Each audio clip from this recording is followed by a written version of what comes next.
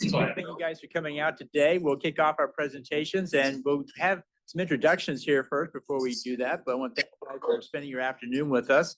We'll have some more people coming in as we do this. So this is our third event here in the Bay Area. We do these in-person events around the country. We are doing them in Austin, Dallas, Houston, Bay Area, LA, New York, and DC, and then we cycle back and do it again around the country. So it's great to always be here. It's always one of the biggest vibes we've got. I'm sorry.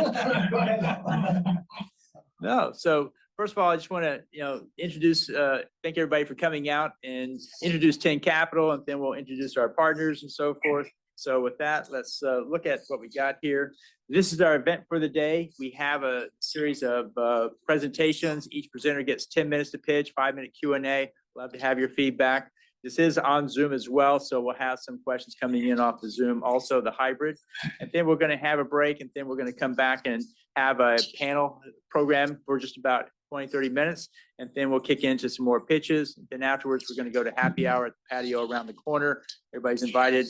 We're buying. So thank you guys for showing up today, and we'll carry forward from here. One thing we're going to do this time that's different. In the past, we used QR codes to capture interest from the audience. This time, what we did was take all the investors and have their mobile numbers, and we're going to text you a message that says, "Are you interested in this deal?" and name it. And then you will get a text message, and you can either type in a Y or an N. I don't know how to make that any easier. All you have to do is click one letter on the keypad. We used to use QR codes, and it was a little bit more involved with lots of typing. This should be pretty easy. So really appreciate you pulling out your mobile and giving us that yes or no answer would be great. So tell you more about 10 Capital. We've been here working in this space since 2009. We were originally called Texas Entrepreneurs Network. And at heart, what we do is we help startups raise funding. We coach on fundraise strategy. We help put together pitch decks. We're having a great deal of time with AI coming up with due diligence reports for those who need a lead investor. This can really help move investors into a investing mode because you've done the diligence for them, basically. We do introductions online in Zoom. We also do in person like this one, and we also do dinner events in person. We find that you can get some money over Zoom, but for the most part, you have to go back in person to close the bigger checks, and we help facilitate and put all that together. So we're putting all the events and the structures together for you to make that easy to do. And then we're also coaching on how you might position your deal and how you might present it in a better way. So we've been doing it for a long time. Here's our team. We've actually expanded it. We need to add 5 more people up here that are not yet on the slides, but we continue to grow as we carry our program forward. In addition to helping startups raise funding, we also form capital for the early stage. In this case, we're helping angel groups find members. I helped start 3 angel networks in Texas back in the day. I started C10 in 2006, the Baylor Angel Network in 2007, and the Wilco Angel Network in 2008. And I found that as we formed angel groups, a lot more funding went into the community because investors were able to share the deal flow and the due diligence. And so we see a lot of individual investors, and we sometimes say, well, you might do better if you're part of a group than by yourself. And we make introductions. We also help VC funds find limited partners as we have a family office program. We have a dinner and a panel series in each of these cities that we're talking about. And we bring the family offices together to talk about how to start and run a family office. Our focus in the family office space is around the $25 to $50 million assets under management family office. And what's came out of the pandemic is the fact that you don't have to do everything in person. You do much of it online, and found that we can do a lot more with family offices using a virtual family office model. We're using fractional resources as opposed to full-time people as well. And the VC funds come to us because they want to work with family offices to raise funding for their funds. And finally, we work with high net worth individuals who want to start a family office. And we have an online event every month, 2 hours, Family Office Roundtable, where we bring people to come out and talk about topics relevant to starting and running a family office. There's a lot of software tools out there today that weren't there 5 years ago. There's a lot of new practices that weren't there previously that now you can use to run a family office. So we foster that world. If you're a startup, and I know there are many in the room, go ahead and take a picture of that code if you're interested in learning more about our service, and we'll follow up with you to see if our program is a good fit for you, and we'll see if something you can work with you guys. we have an AI chatbot.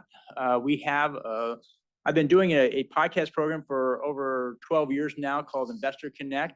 I've interviewed over 850 angel VC family offices on how they invest, where they invest, et cetera. And so we're taking that content and we're putting it into the chat bot so you can now ask a question and it'll take a summary answer of all those different interviews that we've done before. We also have what's called the Startup Funding Espresso. In the time it takes to drink an espresso, you can learn something about startup funding and investing. If anybody gets that or not, it's a 300-word micro blog post. It's a minute and a half, and so you can read it. I've done 2,000 of those and found the challenge of trying to get 2,000 posts out to the audience was difficult until AI came along and said, well, we'll just put all that in the AI chatbot. You just ask it your question, and it'll give you the answer from the Startup Funding Espresso itself. So our history as you go, I'm from Texas.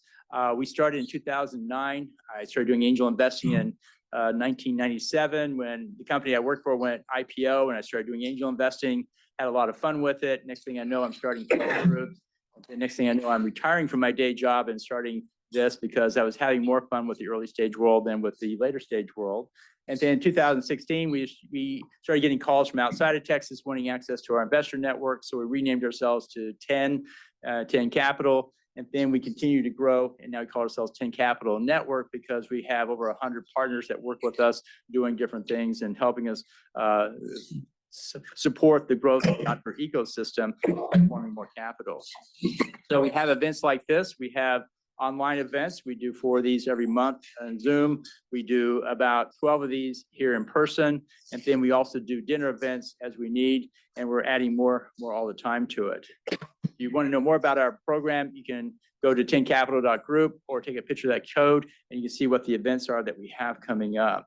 Last year, we went to these cities. You see there, Austin, Seattle, Dallas, Bay Area, Chicago, New Mexico, LA, Orange County. And so this year, we decided to focus on our core cities. And so we're going more to Austin, Dallas, Houston, and Bay Area, LA, New York, DC, and then we repeat that. So we're going to fewer cities, but we're going there more often. We find that's a great way to get around to people. And finally, if you want to know more about Investor Connect, you go to investorconnect.org and you can listen to those podcasts and learn more about what we're doing and about what investors are looking and talking about in today's market. We also have a mentor and advisor program. So if you are a mentor or advisor, let me know. We'll put you on the list. And we see companies every day that need support and assistance, and glad to make introductions that might be relevant to you. And then, like I say, we're here to help startups and investors connect for funding. And want to thank you guys for joining us today. Let's have our partners come up now. First, we'll have Jordan, Silicon Valley Venture Group, come up and talk about his program and what he's doing there. Thank you for that. I'm going to grab my slides in here. Thank you all for being here. I am Jordan Wahbeh with Silicon Valley Venture Group. I'm also a partner with Network VC. And Paul, it's really always a pleasure to be here with you guys. This is our third event. I'm very excited to bring investors and network outside of California. We in the Valley think we know everything there is to know, but learning from Paul and his team has been truly a pleasure. We are a small investment group, 40 some odd investors, and we're part of a larger group called Network VC with 280 individuals. They come from 10 different groups across the world, as you can see. And generally speaking, I focus on these sectors: B2B, enterprise class companies, Series A, pre-A, and or late seed. And we like companies that have market proof in the form of revenue, $500,000 to $1 million. The checks we write are between $150,000 to $500,000. We've been running about $250,000 to $300,000. And the syndicate itself is deploying capital 2 or 3 times a month. We do this because we tap into venture-backed companies with $1 million or more by a named or renowned VC that has done most of the due diligence, and we are basically riding on their tool. Why are you smiling? Because I like it. That's why we could do 2 or 3 a month. We just had a great company called Mesh or Front. They just raised $57 million last month at a substantially higher valuation. We invested in them twice. First time we invested, they were at 23 million. The second time we invested was at 83 million. We're feeling pretty good. We also have a total infrastructure between a platform like Angel's List that you could subscribe to and invest in if you are one of our network members. And there's some other ecosystem members that we work with. We mentor in most of the key accelerators, Plug and Play, Berkeley Skydeck, and many others. And we also enjoy the benefit of having connections in the Middle East, in Israel, in Dubai. We have a partnership with Dubai Chamber of Commerce. So if you need access to Dubai, we can connect you there. We have access to the Danish ecosystem. We mentor and support the Danish Innovation Center in Palo Alto. I am from the country of Jordan, so I have some access to the Middle East and Saudi Arabia. We were in Saudi Arabia 2 months ago, and October last. Oh wow, it's been more than 2 months. In October and November, and so forth. I'm glad you're here, and all I ask is just maximize your time by listening to those very good founders and these very good companies, and give them your thoughts, your feedback, and engage with them in any way you can. And with that, I'd like to invite my favorite TriNet person. Come on up, Mr. Jason. Thanks, Jordan. Appreciate it. Just a quick little brief introduction about TriNet. You guys probably know us. We got some slides for you. Pulling up the slide here. Is this the I right- don't need to wait on them. Yeah, that one. You guys probably know TriNet. We've been around since 1988 here in the Bay Area. Originally, we started supporting VC firms because they wanted the best benefits, but they didn't want anything to do with compliance. Then they started looking to us to turn to their portfolio companies. So these are just some of the companies over the years that we've been able to support. I think I got to update the slide because one of the newest ones is Wiz.io. Probably seen the news recently. Acquired $32 billion by Google. It's one of the biggest acquisitions to date. Fun fact, they're a TriNet client. So they started with us in 2021 with 2 employees. They scaled up. How did they do that? Basically, we handled all of the administrative tasks for them, right? So one, entering new states. We were doing the state registrations, doing the employee handbooks, all that fun stuff. Benefits, talking about large group access to benefits. We were providing so that they could attract and retain the best talent. So yeah, over the years, we've worked with a lot of companies. I'm over here in the Bay Area working with startups as well. Let me click this next slide. That one. So this is what we do. It's a PEO model. It's basically where we're a co-employer. We're sponsoring the benefit plans, handling the payroll and the taxes and the compliance. The company is still really doing, flying the plane, so to speak. So they're hiring, managing the organization, partnering with VCs who they'd like to. We don't have any say in that. We're just steering the ship, making sure that it's, ship shape. Sorry for all the analogies, but and then the employees, they get access to the discounts, perks, the great benefits. And then just here's some of the benefits that we would provide. Just when you think about us, it's really hire to retire and everything in between. We provide the software for that, but we also provide the human support. So we're coupling the technology with the human support. And that's kind of it for me. So if you'd like to chat, this is going to pull up a digital room so you can get in there. My contact info is there. Would love to connect with you. So thanks for your time. How small is too small? Well, they all, Wiz.io onboarded with 2 employees, so 2 is kind of the minimum. We can't do 1, but yeah, 2 is the minimum. So not because Jason's my friend, I did COO for 2 companies and I used TriNet in both. And I cannot tell you how much of a burden that lifted off our shoulders to take care of all the legalese and the paperwork is one thing, but managing the benefits, the legal, the taxations, the 2 W-2s, all of that, it was incredible. And you give them a dashboard and they can access it and the employee can see as if they work for a big conglomerate company, as if whether they're 2 people or 100. That's 100% right. So yeah, they have the access to the technology. They really feel like they're a part of a huge organization, so that they could just support their families. Benefits are huge. We look at the healthcare things going on today. And it's tough to get access to great benefits. So yeah, that's what they have for us. Go ahead. Thank you so much. Thank you. That's right. Great. So I'd like to introduce David Wells. David, you want to introduce yourself? Yeah, sure. So I'm David. I work with Hall over here at Thin Capital, and I manage the investor relations and strategic partnerships of the business. So if anybody is looking for funding for their startup, or if you're an investor looking to meet a deal flow, get with me and I'd be happy to tell you more. Great. So let's go around the room and have everybody introduce themselves. Just say your name and company and just a little bit about what you do. It's not meant to be a pitch, but just so people know who's in the room. Let's start with you. Hi, I'm Guy Cooper from Combat Medical.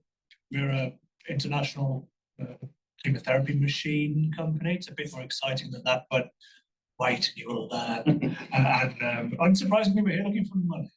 You sound Scottish. No, I'm English. That's close. Oops. My name's Sunil Singh. I'm actually with JP Morgan. We will do venture debt, but usually for Series A and beyond companies. But excited to see all the presenters here today. Good afternoon, Nader Fati. I'm CEO of Enamel. We are an enterprise software for medical devices. I'll be presenting here. You will hear more about them. Thank you.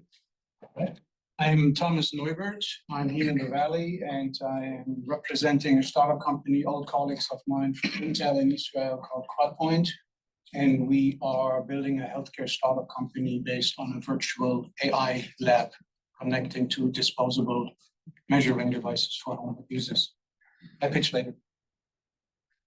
Hi, I'm Terry Lovett. I'm a high-tech CFO. We have a high-tech CFO and biotech fractional CFO business, but we provide, just like TriNet on the HR benefits side, we handle all the finances for startup companies. So if you think the way Jason just talked to you about benefits, we do all of that for finance and keeping companies compliant and doing the reporting. So Terry Lovett with Silicon Valley Finance Group. I'm Paul Grabnitsky. I'm an investor with Plus Venture Capital Partners. We invest in late seed and Series A companies. Best thing about Pablo, he's from Argentina. It's a land of Messi. Michael Lyon at Consense. We are a vision AI threat detection company at the edge, solving the problem of gun violence and threats around the world today. Thank you. Hi, I'm from Turkey. I'm a serial entrepreneur. My first company was on education with 50 million users. And it was my last startup. I'm famous words. Yes. Print Technologies, we're a 3D printing home building business. So we're combining construction technology and trying to be a little bit of what's needed to solve the affordable housing crisis. So I'll be pitching later. I am Arman, I'm the CEO and co-founder at Enamel. We help manage all the media.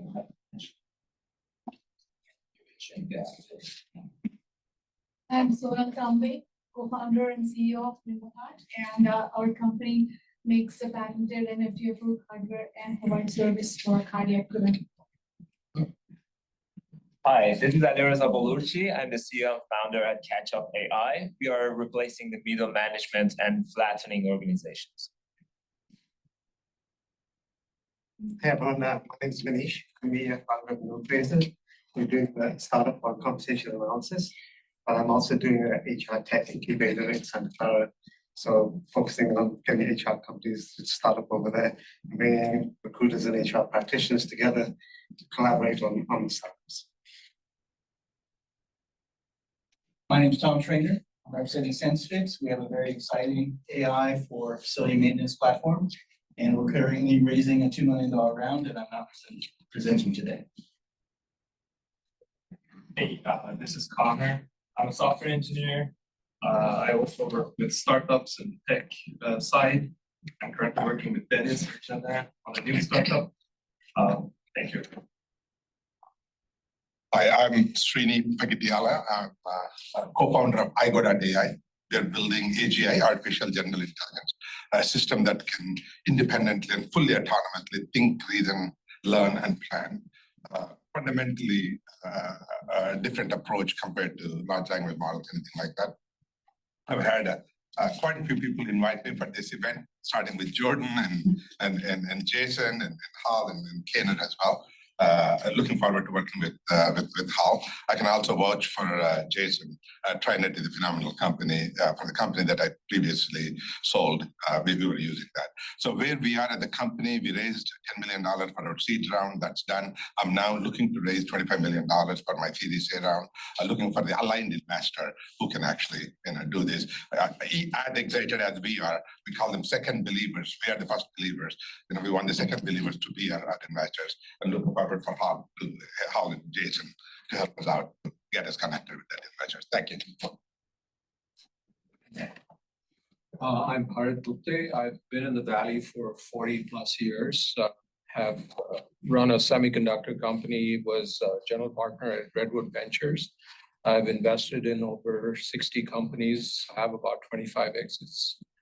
And I sit on the board of Vigo. I've been on their board for the last 5 years and seen them do all kinds of interesting stuff. So look forward to hearing about great opportunities. Glad you're here, sir. Ma'am? Oh, sir. This is John. I'm project manager. I'm part of this out of the stealth startup right now. I'm in the vision board. In like 8 months. Great.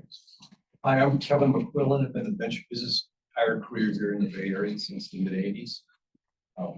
My son and I started a family office a few years ago. We invested in startups, venture funds, real estate funds, PE firms, private credit, and giving money out. We're very glad you are. I'm Mitchell Weinstock. I'm a venture partner at HP Tech Ventures, the guys down the block over here, and also Ignite XL Ventures. HP is obviously a CVC, and Ignite XL is a pre-seed seed fund that's at the confluence of digital health, wellness, young tech, and data. Good to have you here, sir. I'm Jeff Lucas, CEO and founder of Vitally Care, and be presenting later today. It's basically all about virtual care outside the clinic, better engage families and loved ones in managing their chronic diseases.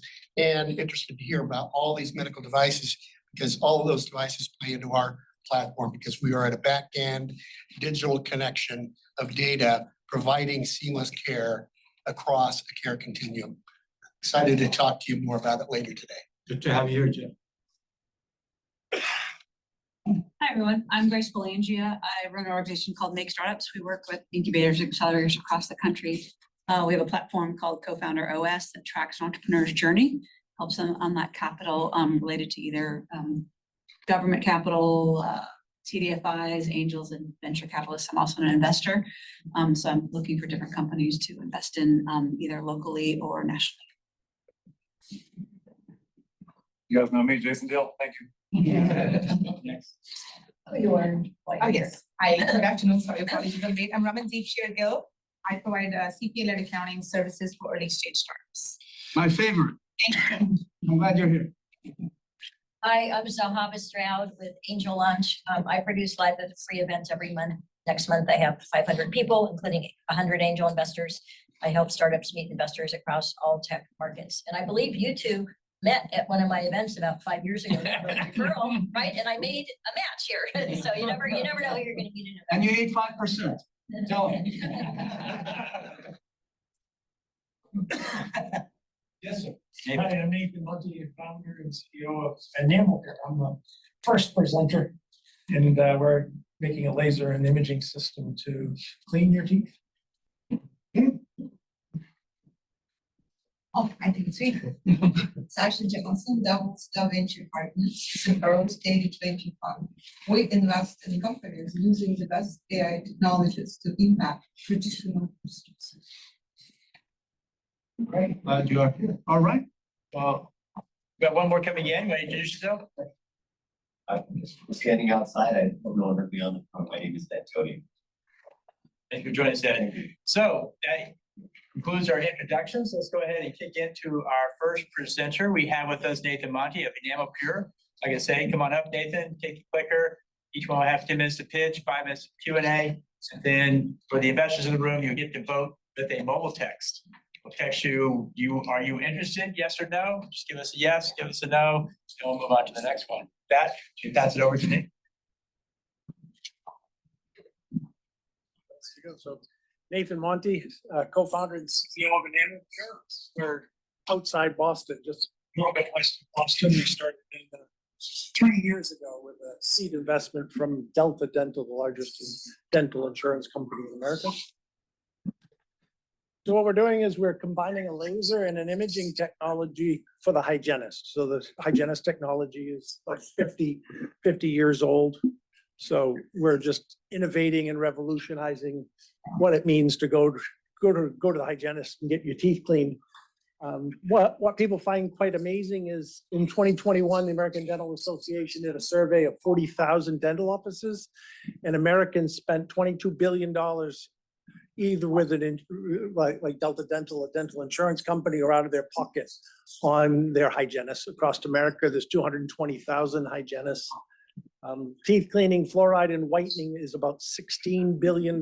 So teeth cleaning is about $14 billion, believe it or not, it's gigantic. And the clear aligners is about a $6 billion market. And worldwide, it's over $50 billion just cleaning teeth, guys. So here's our device. It's called Loon. There's a laser inside, and then there's a camera system on the beam delivery. The laser does the clinical procedures, which is cleaning your teeth. It hardens your teeth so you can eliminate fluoride, the interoffice fluoride varnish that they put on your teeth. And then there's also a whitening mouth guard when you're done cleaning your teeth.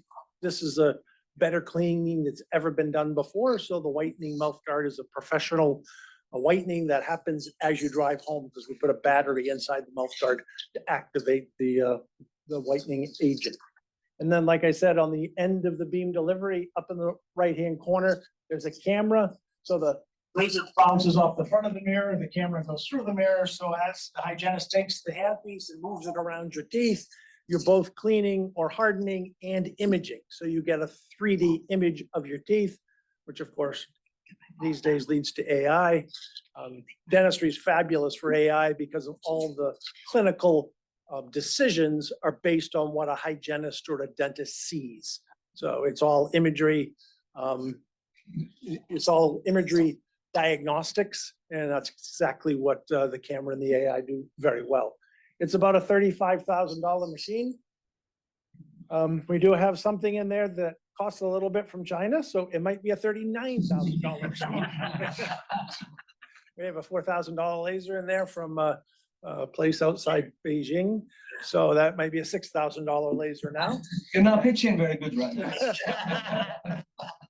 But still, we targeted it for a dental office. As long as we're in the $40,000 range and below, we're okay. That's a very normal, like a Invisalign scanner is $35,000, $38,000. So it's a very normal price for dental office.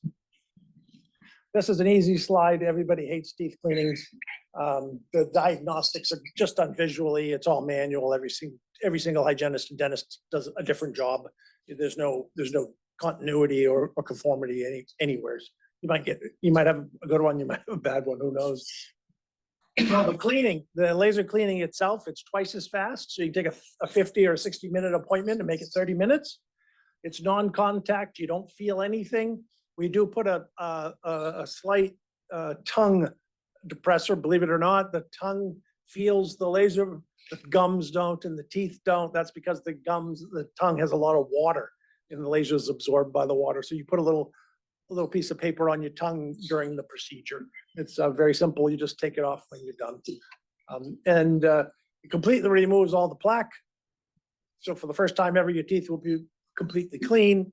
Where there's tartar, it darkens the tartar, and they polish it off after it's darkened. So the hygienist will never miss your tartar ever again, because the laser darkens it, denatures it for the hygienist. If it doesn't completely remove it, like I said, it just comes off with a quick polish. The purification is again a non-contact wave of the laser over your teeth. This restructures the outside of your teeth. It's called increased crystallinity, and it makes your teeth much harder. You don't need the fluoride anymore. It's University of California, San Francisco research. So very relevant for the presentation. And the convenient whitening is just a mouth guard with batteries in it. So you pop it in when you're all done. The whitening works much better because your teeth are clean when you do the whitening. On the AI side, we do a 3D scan. So as the hygienist goes around and cleans your teeth, we're taking images and stitching them together. And that way we can create a 3D scan of your teeth and your gums. The scan is actually the most value. It's 2D and 3D. And when we get all done, we can convert it to a measurement file, which is then used for your clear aligner course of treatment. So the real value here is creating the most robust image data set ever in dentistry. Like I said, dentistry is perfect for AI because all the diagnostics are done by what you see. That's how dentistry works. So the AI can see and suggest treatments way ahead of a human could ever predict.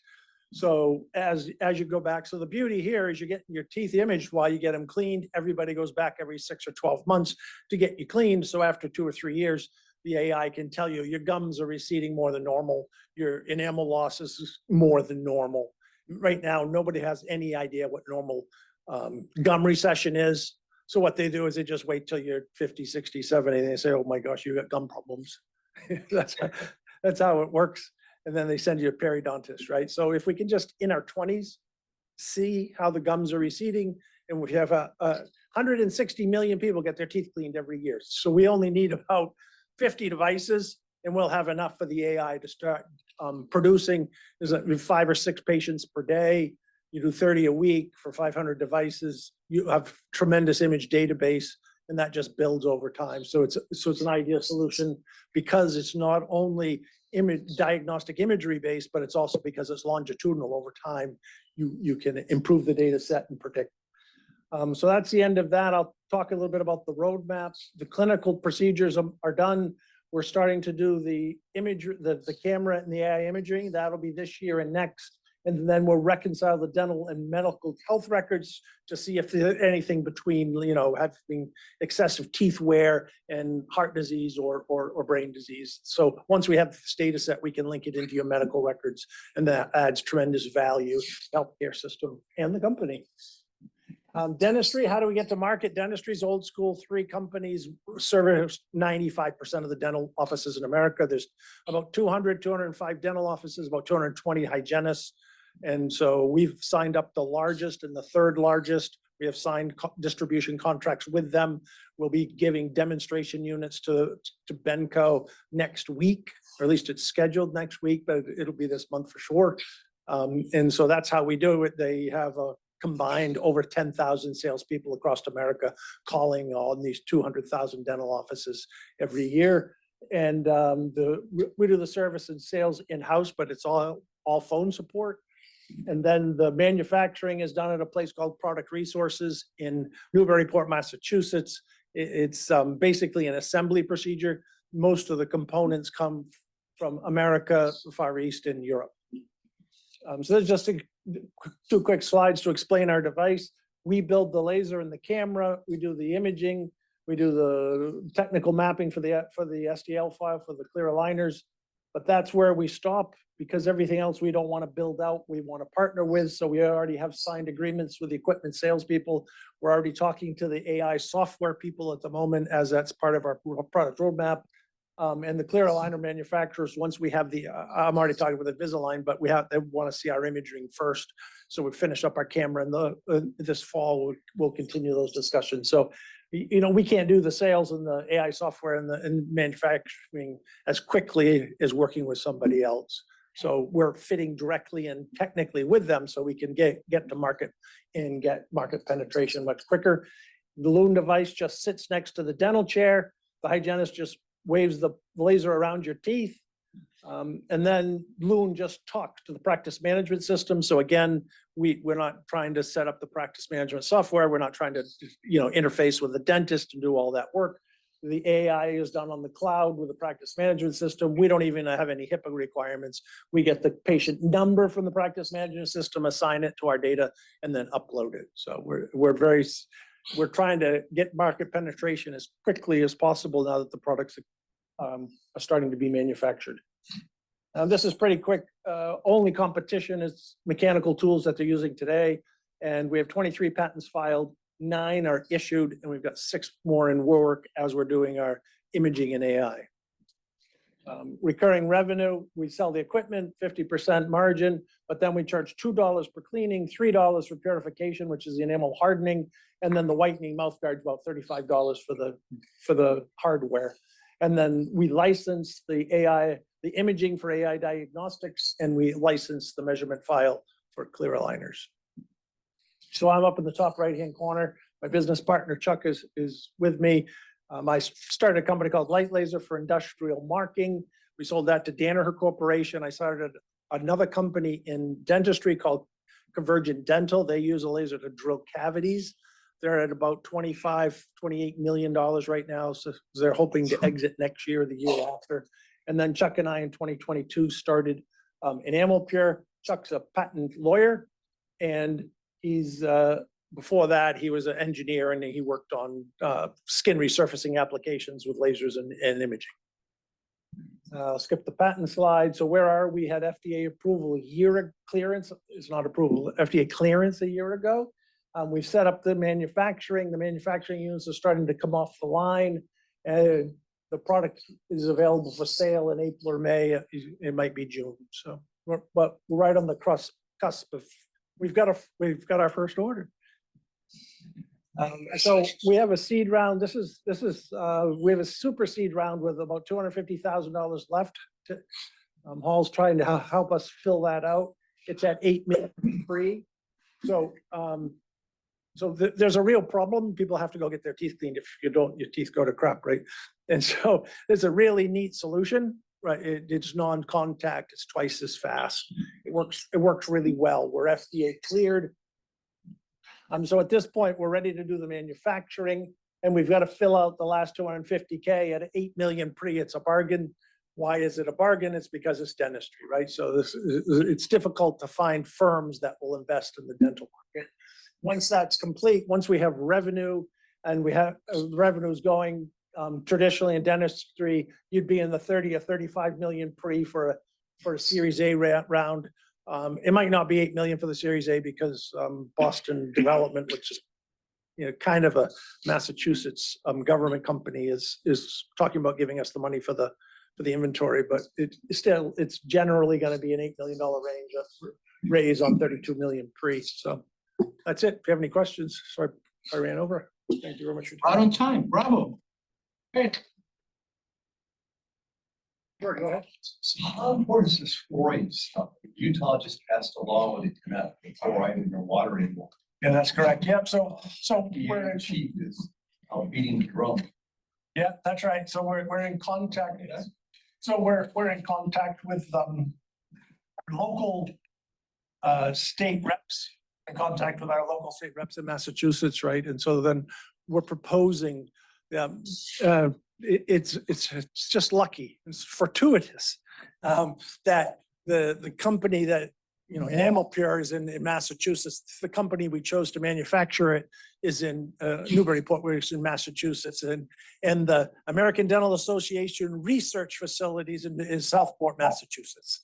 So we're going through the political stuff and working our way up to the HHS to propose a 10-year research study to prove that we can get rid of the fluoride in the water as well as the interoffice fluoride. It's a remarkable technology. It's about 30 years research, University of California, San Francisco, Dr. Featherstone, Dr. Freed, Dr. Reckman, just, pillars of oral health research in America. Extremely, they've had tens of millions of dollars from the NIH in order to qualify this research. So it works extremely well, and there's 30, 40 peer-reviewed published research papers to show what we're doing is taking what they're doing and putting it in a device that can be disseminated and worked around America. So we think it's huge, but you wait to see, right?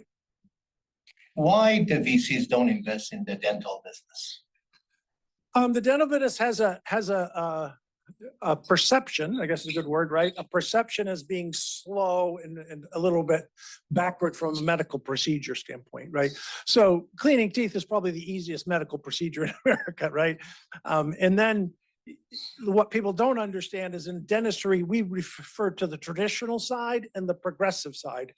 The dental schools have been and continue to be mostly female. And all over 40%, like 43 or 45%, even 47% are of dentists are now female and minorities. And with that, the whole approach to dentistry is completely changed. They want systems like ours that just bolt in and work within their office so that they don't, so then they could treat their patients and concentrate on the medical side. And as long as it's reasonably priced, then they're willing to work with it. But to answer your question, a lot of VCs are still stuck in that traditional side of dentistry, which was, more male dominated and, slower, I guess you would say. Okay. That's our 15. Thank you. Next up is Unifra. Mr. Farhad. So I met Farhad, 3 weeks ago? Very impressive guy, and him and the guy next to him are in the toilet. And it will be clear to you what that means in a minute. But what he's doing is pretty impressive. Firsthand experiences. I think what he's working on and where is Thomas? Thomas are extremely useful. It's a very delicate topic, but at the same time, it's very essential. It's part of our daily life. All yours. Thank you very much, Farhad. And I'm CEO and co-founder at Unifra, and we tackle a persistent problem in healthcare, which is management of heart failure and hypertensive patients at home. I'm coming from a family with a history of heart disease, myself hypertensive. And so this is our core team. My background is electrical engineering with a focus on developing sensors for medical applications. I did also a postdoc at Stanford Medicine, where I met my other co-founder, Pedram, the nephrologist and intensivist there. And intensivists, they work at intensive care, ICU. And part of the day job is to stabilize heart failure patients based on their physiology. And they get that assessment from their urine, production volume, flow, and composition, and use that data to optimize the treatment and get them out of the hospital as soon as possible. Great. Problem is that when they get home, this critical care is interrupted, is not available there. Patients often do poorly with management of their medication and diet, have to call 911 and get back to ER, which is very costly and inconvenient and has a risk of death. So we said, hey, why not extending the critical care to home and prevent unnecessary hospitalization? And that's the story of Unifra. We incorporated the company in October 23, and we're joined by our Chief Medical Officer, Sabah, who's a practicing cardiologist.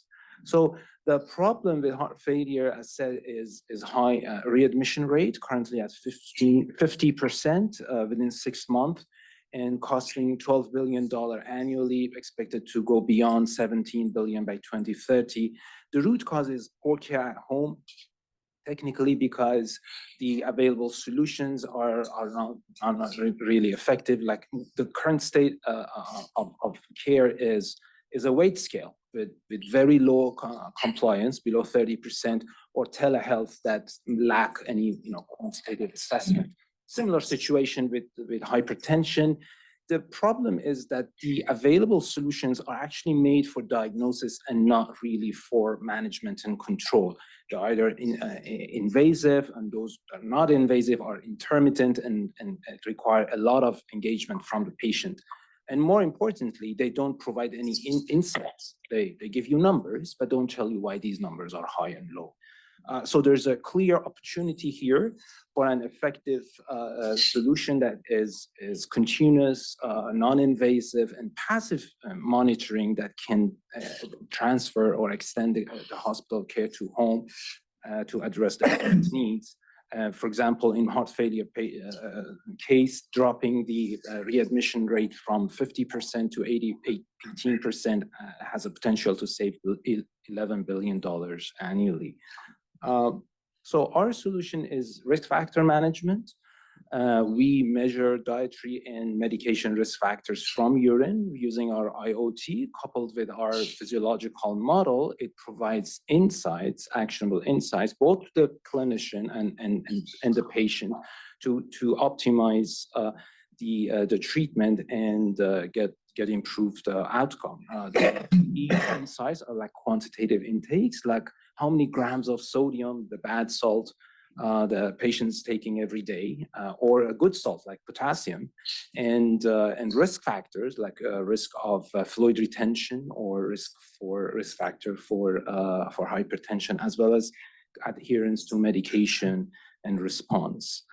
It's fairly simple. The IoT, we deliver it to home. It mounts inside the toilet, and the patient go about their business as usual. Every time they visit the restroom, data is automatically measured, sent to the cloud, and our different AI layers provide insights to the patient, as well as clinical insights to the clinician, and help them proactively manage the patient at home.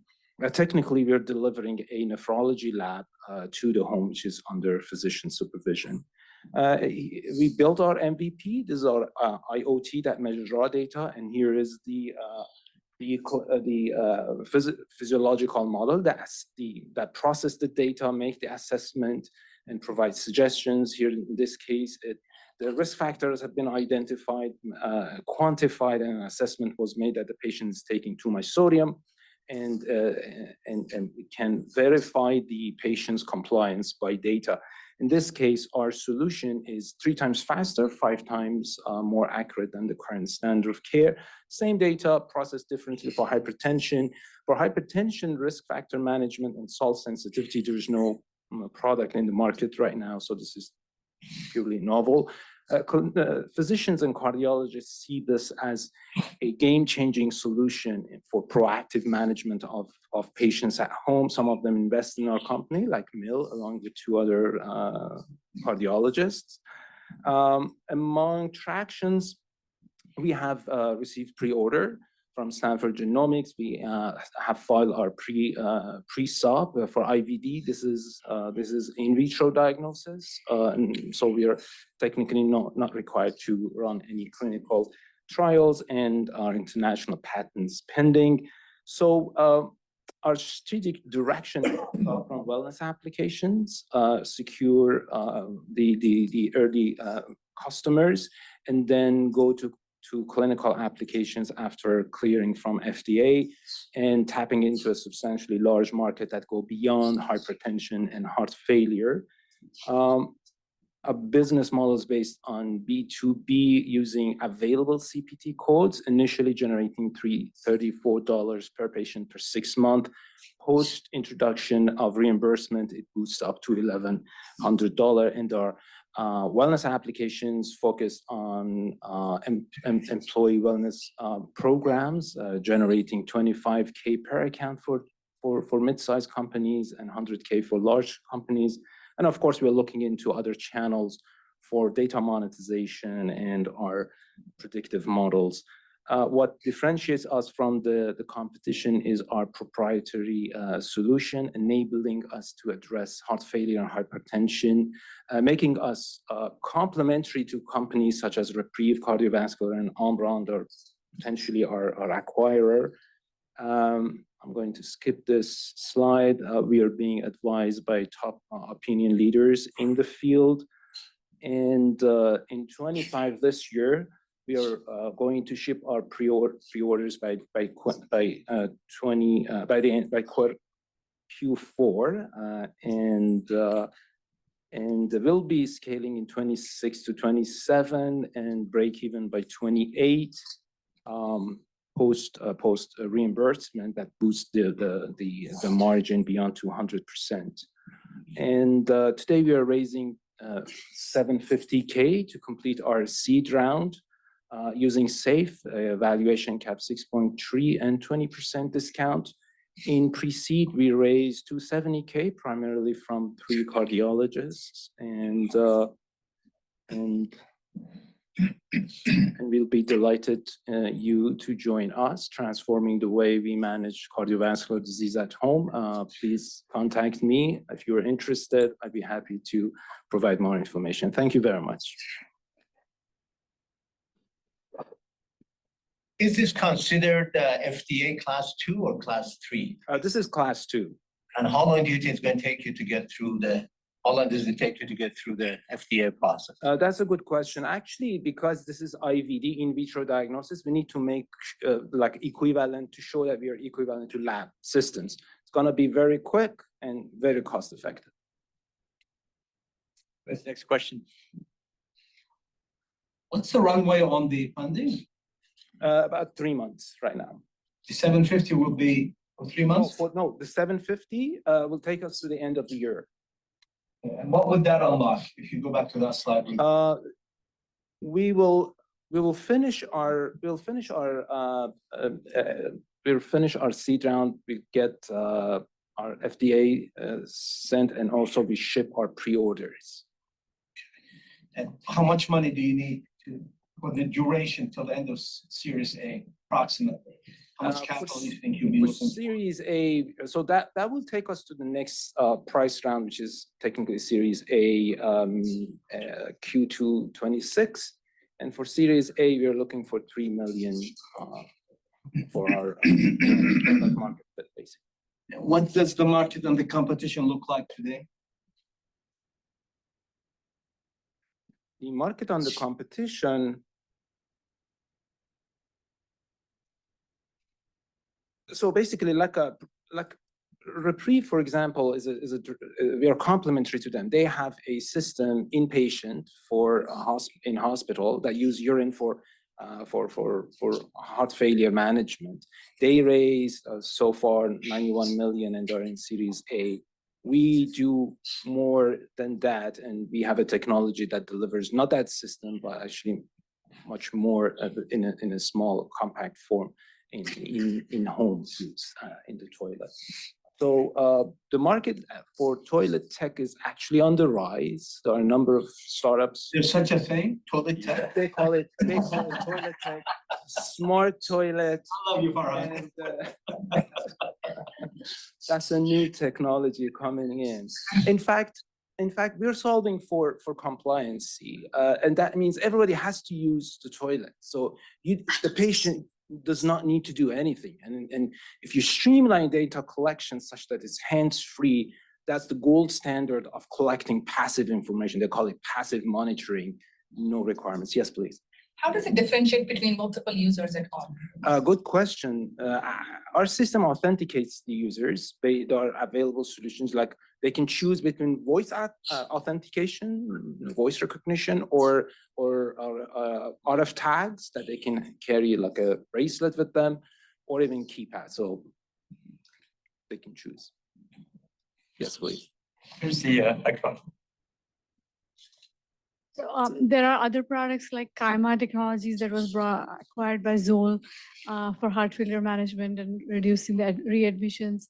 And also many of the heart failure patients have implants which have built-in remote monitors. So cardiologists sometimes think, okay, we are already monitoring them. So how do you plan to compete with them? That's a very, very good and critical question.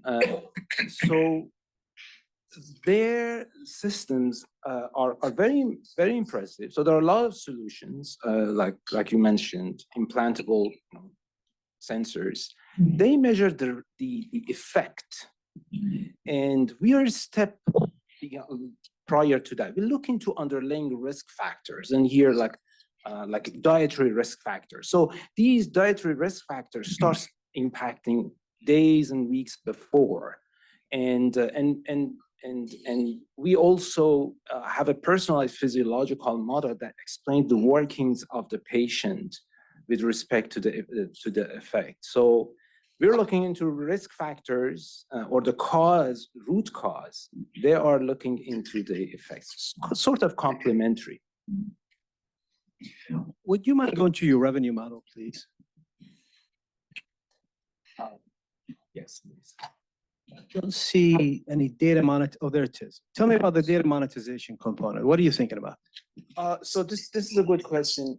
We are generating a set of data that's not available today. It is very sparse, and it's also in like databases like LabCorp, and there's a test, they call it like a 24-hour urine test. You have to collect data in your urine, and then gives you the information that we collect only for 24 hours. We collect not only that 24-hour with more granulation within the day, but extended over a period of time. And then this data has so much correlation with other physiological responses, you know, with other health diseases and such, that people would like, specifically the researchers would like to look into correlations. The pre-order that we have is from a lab in Stanford that are looking into that, running a longitudinal study and want to see the correlation between what we measure and the health sensors that they are, the data that they are measuring. So this is data that we will be generating, would be new and would be very valuable and that we can monetize for research and eventually for predictive models. So before you leave, what do you want from this room besides money? Besides money, we're looking for AI. So we're looking to expand our team specifically for AI in medical and biomedical data processing. That's one thing. We're looking for advisors, technically for go-to-market strategy, if possible, and of course, a check. Thank you for that. Thank you very much. Please check mobile phones for any texts that might come to you. Yes or no on that, please. Next up is QuadPoint. We're not going anywhere until you text back. Yes, sir. So Thomas needs no introduction. You are in the room, but he comes from Intel, you said? Yes, I left Intel 2 years ago. The whole team left Intel 2 years ago. The one in the co-founders. All right. I met him not too long ago. I've known him in the Valley from before. I ran into him on a patio down in Menlo Park, was it? Sand Hill Road? Canadian startup. Yeah, I said, let me talk, and he came and talked to me. Oh, this is impressive, and now we are here, so back in the toilet. Literally, almost literally. Okay, so I am Thomas Neubert, and I'm representing QuadPoint Labs. I'm a co-founder, just to be precise. I joined the team actually a few months later, and the team is in Israel. And as I mentioned earlier, they're former colleagues of mine from Intel, and I adore them and I love them. So let me tell you a little bit about what QuadPoint is. If anybody here in this room is over 40, I would assume that sooner or later you have to face the issue of colon cancer. Not colon cancer, but the unpleasant tests that come with it. The preparation, the test itself, and all of that. We are trying to change the entire system, the way it's being handled and managed today. What we are trying to do is we are trying to look at the preventative care side of colon cancer as the first use case. There are many others that I will explain in a second. And we are doing it by addressing two components. One is the artificial intelligence lab virtually in a cloud. The other one is a disposable device on the front end. And both together create an extremely unique solution that literally does not exist today. The foundation of this entire solution is the cloud-based AI lab for data analytics, for the healthcare ecosystem generating a global data engine. Even in the previous presentation here, the amount of data, healthcare data, is really easy, is really difficult to get to. So you can either talk to some partners, but also the best ways to generate it in the first place. But just that's the back end. And we have experts in the team who are very educated in building AI cloud labs. There are multiple use cases that I'm listing here, but the very first one that we are going after is the precancerous and early stage screening. There are others like infection and parasite detection that would be an absolute incredible use case for underdeveloped third world countries because of the virtual aspect that we bring to the solution. So let's just focus on the precancerous and early stage for the rest of the presentation as the first use case. The addressable market for screening in general is gigantic. It's over $1 trillion. The cancer, the colon cancer is 20 billion, and the SOM that we are going after at the moment is still a very healthy $3 billion market with roughly 100 million users or patients, I should say, in the United States alone. That's a lot of users or patients to go after. And they're normally in the age of 45 to 70 plus. What's the issue here and what's the trouble that currently the market is facing? The first one is we are not really focusing on the prevention, on the early stage. We're actually looking at when the cancer is there or not. But there is a gap in between of roughly 5 to 10 years. So if you look at advanced neoplasia for the pre-cancer, you can save thousands and thousands of people. Over 1 million are dying worldwide on colon cancer. So let's focus on the prevention part and use AI to actually build a solution that everybody can use. It's the second deadliest cancer in the world. So it is a big deal. The two factors why this is currently not really working is A, extremely low participation for people to test. Whoever has done it, I have been doing this, I must do this for the last 22 years on a regular basis. Luckily, hasn't been cancerous, but every single time I have to go back. The other one is the poor precancer detection. All of that is what we are trying to address by looking at the precancerous lesion, and we believe that we can reduce the cost associated with this and the agnostic by literally 50%. As you can see here, $24 billion are being spent for treatments alone in the United States. That's a big amount. 153,000 people are being diagnosed. We can reduce that by at least 50%, both of these numbers. So how do we do that? The participation, literally, for people who have not done this or people who have done this, there's something called the FIT test. And then there is the DNA, RNA stool test. Plus, the golden standard is the colonoscopy itself. We can improve the participation of up to 100% or 33%. In general, we can increase the participation level of up to 80% because it's super convenient. And I'll tell you in a second what I mean by that. It's very, very simplistic. And we get real-time result. Instead of 2 weeks waiting for the colonoscopy test, you will get the whole thing on a mobile phone in 2 minutes. And I'll show you in a second how. 3 minutes stops. Okay, the second. And on the precancerous one is what we are going to do is we are not going after one biomarker that's everybody's doing today. We're actually going after 3 in the MVP. Plus testing can be done every year, every week. The whole thing costs roughly $30, $140 for 3 pieces. And you can do it at any time at your home, at your leisure. So let me rush through this very quickly. Think of it as a disposable device, easy to use. You use it in your privacy. It's not messy at all. This thing comes out. The 3 tips come out. You put it back in. There's fluid in there. This is a dumb device. There's no microchip or anything there. And then there is a fluid in there. It does the measurement. And then the measurement will be displayed on a little tiny slip. You take a phone. There's an AI engine running on the phone. There is a result that's being displayed. You take a picture. You take the picture, you send it to the virtual lab. There are multiple AI models running. We have an advisor from Stanford Human Center Artificial Intelligence. They're helping out picking the best solutions for the labs. And then it will be sent back to you on the phone within 2 minutes. So you don't mail anything, you just do it? No mail, and that's the problem today. There's no mailing, there is no physical lab, which is a huge capital equipment expense. This is all physical virtual AI.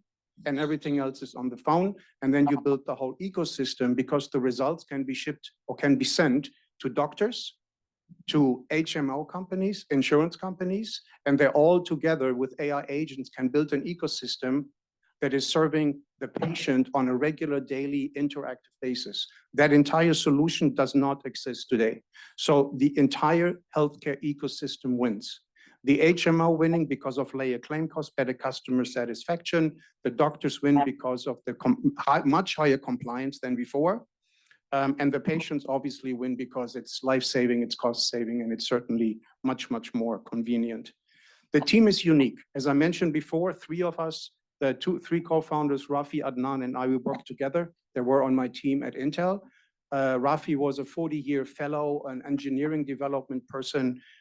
He's the founder and come up with the idea because one of his family members died on colon cancer 2 years ago. Adnan has a PhD in artificial intelligence, and we have one of the leading physicians in this area out of Israel. He's one of the co-founders. We all have a personal story. Nestor comes from the Stanford Human Center Artificial Intelligence. It's also personal for him because he lost his mother on colon cancer. I personally have a friend. I'm a marathon runner. He's super, super healthy. And last year in February, overnight, he got a little bit weak. He got into the hospital. He's still alive, but they took out 85% of his colon. Super healthy person. Should have done this. People don't do it. So the milestones is very easy.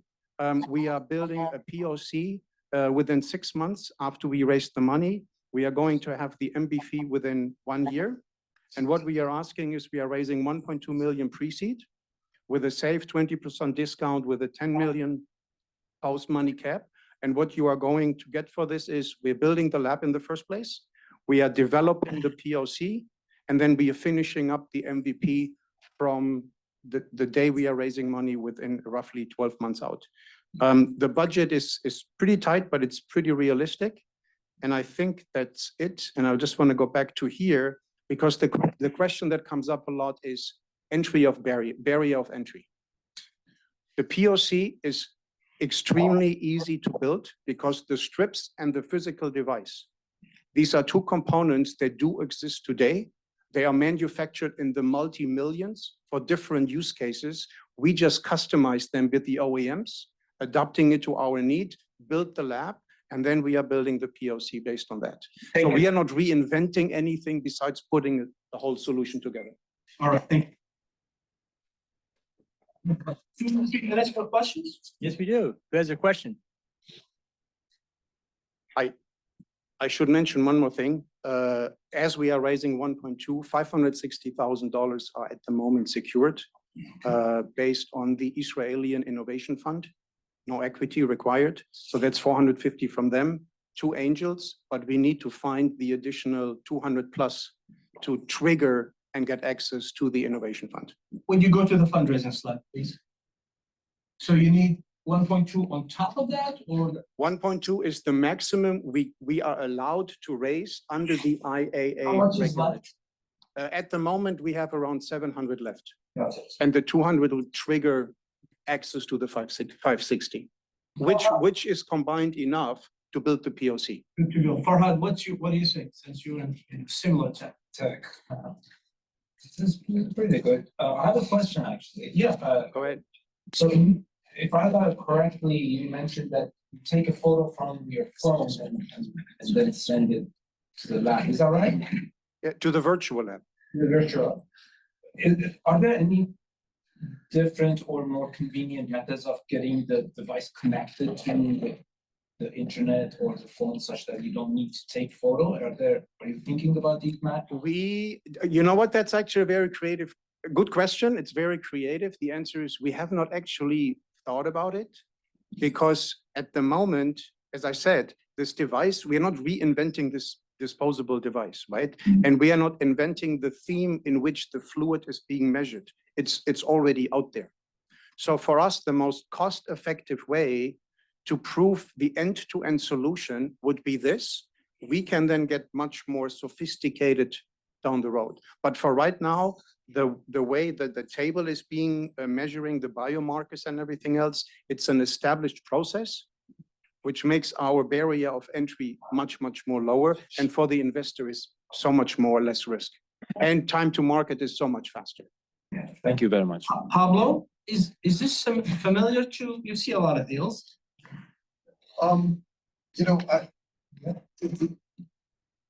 not this one. I think I may have seen Farhad make a presentation through Plug and Play recently or the university groups. The pitchforks and. Pitchforks. Yeah, I mean, I think this is really an interesting approach to it. That's, I mean, so it's not the first time I've seen it. This is a kind of a thread that's. You're seeing more and more of this in the market? I mean, more and more too, kind of thing, which is more than I would have guessed, 6 months ago, right? I have a quick question. What's the size of the clinical study that you need for FDA approval? What's the size of the clinical study you need for FDA approval? Oh, for FDA approval, I have to refer back to our co-founder. I don't know what the amount is. In hundreds or thousands? I would assume it's less than 1,000. And in terms of total funding, what are you thinking about till the end of the journey, till the end of Series A? End of Series A, I think we can pull this whole thing off and go to market with sellable products in the millions for less than $6 million. Funded. Yeah. Funded, yeah. Peter, this is your space. FDA, medical devices. Could help. Yeah, 6 million is not enough. You need much more. 6 million is not enough. You're going to need much more, especially if you're going through FDA regulation. But Jordan can solve that problem. Yeah, I'm right with that. All right. Well, thank you so much, sir. Thank you. Appreciate it. Before we anything else? Well, first of all, money, right? But I think the other thing that we need is I would love to have better access to individuals' decision making that we can pull in to get some feedback from, like HMOs or private practices. And I have a hard time actually getting responses from these because it's so early. What do you exactly need? I'm not clear. A contact with an HMO, Yeah. within an HMO, to have a conversation with us, either as a potential investor, but also to figure out what exactly they envision this to be helpful for them. Is it going to be a B2C? First of all, it's a B2B for us at the moment, but there may be other business models, and I'd like to understand from the channel partners what they would prefer in regards to the go-to-market strategy. Is Jeffrey here? No, he left the room. Talk to Jeffrey. He knows a thing or two about that. Okay. Yes, sir. Awesome. Thanks for Thank you. being. Thank you. Make sure you cast your vote on the poll there when they come up. Next up is Enamel.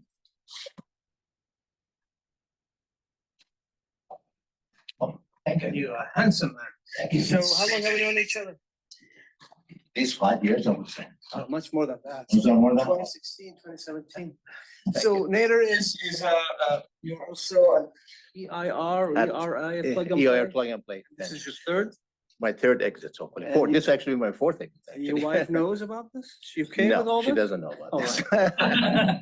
So good afternoon, everybody. My name is Nader Fatih. First of all, thank you so much, Jordan and Hal, for inviting me to this event.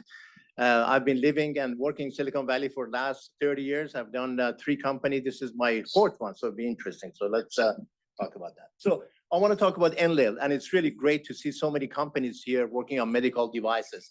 What we do, we are the software which basically helps you to get to FDA approval. That's what we do. So let's talk about this. So before that, I want to talk about there is a group of companies in between Campbell and Los Gatos, not that far from here.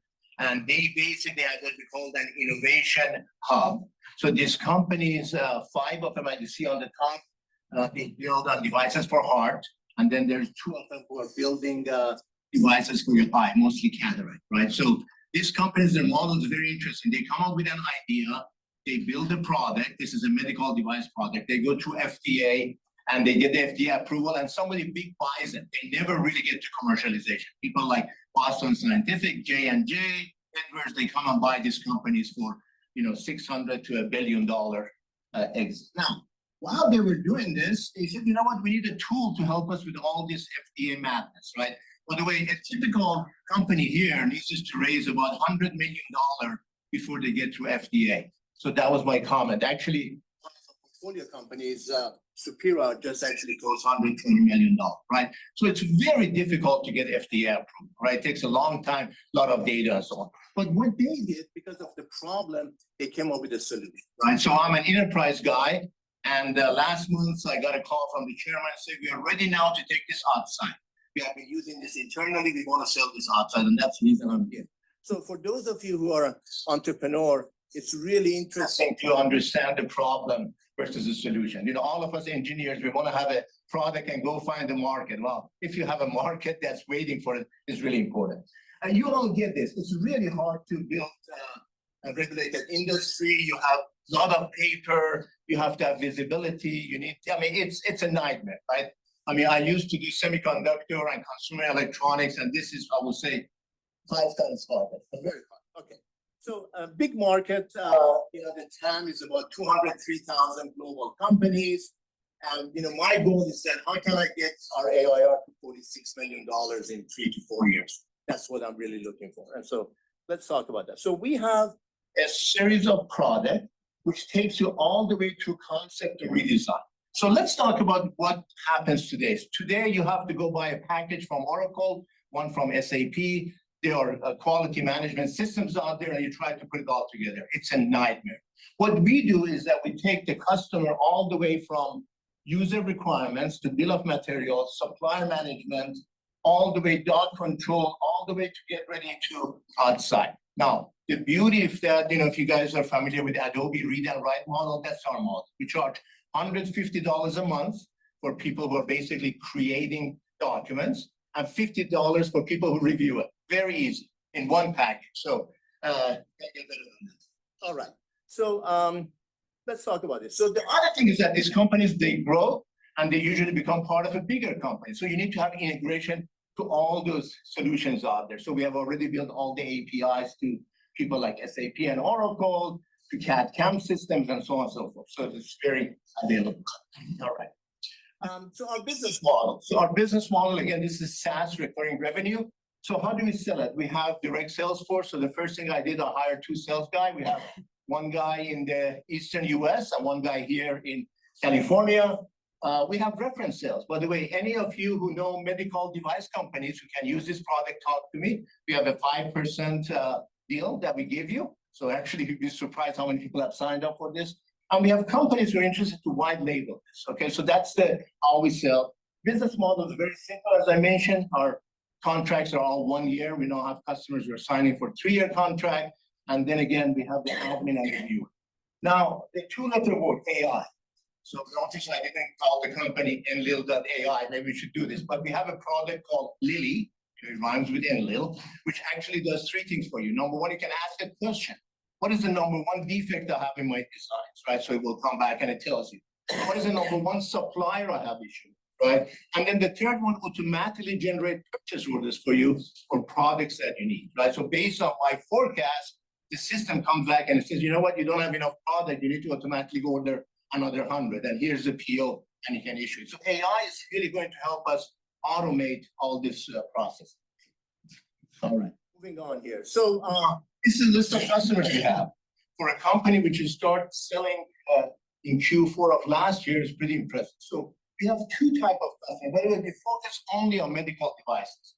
At this moment, we're not interested to sell this who are doing pharma or agriculture, what are really medical devices. So you see 2 types of customers. Number 1 are what we call the OEMs, the people who actually put their brand on the device itself, but there's also contract manufacturers. There are a lot of contract manufacturers which focus on medical devices. For example, new customer is this company called Phoenix, which is based in, again, Bay Area. You know, and there are some consultants which are using this. These are FDA consultants which are using this to their customers and whatnot. All right, so going to skip this.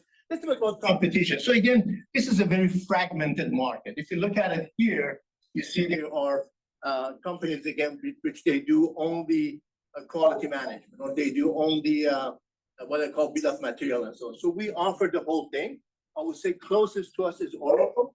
Oracle, again, focuses on a big market. We focus only, again, on medical devices. So we are very focused in that respect. I'm going to skip the So why am I here? I'm here for three reasons. Number one, if you're doing any medical device, talk to me. We can help you get through that FDA process much faster. Number two, I'm looking for resellers. If you're in this business and you think you can open doors for us, please talk to me. But last but not least, jumped already. Let's go back. All right, last but not least is that we are raising our what I call Seed Plus or A1, which is a 10 million. The good news is that 4 million already is in the bank, so I'm looking for 6. So what this will do, it will get me to about 2 to 2.5 million recurring revenue. So then we go raise our Series A, which is probably going to be next year sometime. So really this money, as you can see here, is going to help me with sales and marketing and also cloud. Now, so besides a market, the most important thing in a startup is the team. What you notice here, these guys, they have done this work twice or 3 times before in all the big companies. For example, Charu, which is our chief product officer, this will be her third rodeo, which is building this type of product. She did it at Oracle, she did it at Epicor, now she's doing it here. Our VP of engineering, Sean, again, Oracle, again, very seasoned team. And again, as you can see, all the companies I work with. And of course, our chairman of Shifomed is Omar, who again, very well respected in this industry. All right, we are already 45 people, 15 in the US, and we have our own team in India, about 30 people. These are all working for us directly. So again, good team. So the issue really is not too much product, it's getting to the market fast. All right, my last slide. Why you should partner or invest in us. Number one, this is a purpose-built solution. Again, this was people were dying for this and we built it for them. Large market, strong team.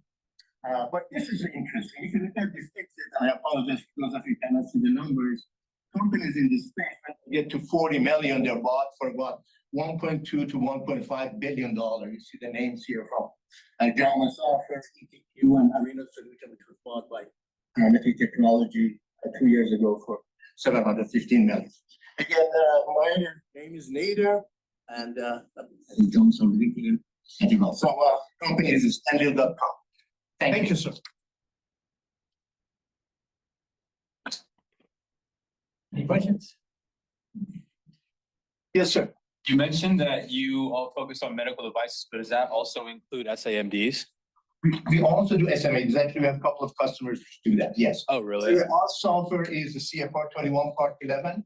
Actually, we have consultants which basically bless our product each time we release it. So we also do. Yeah, if you have need, please talk to me. I can connect you to our right team. Sure.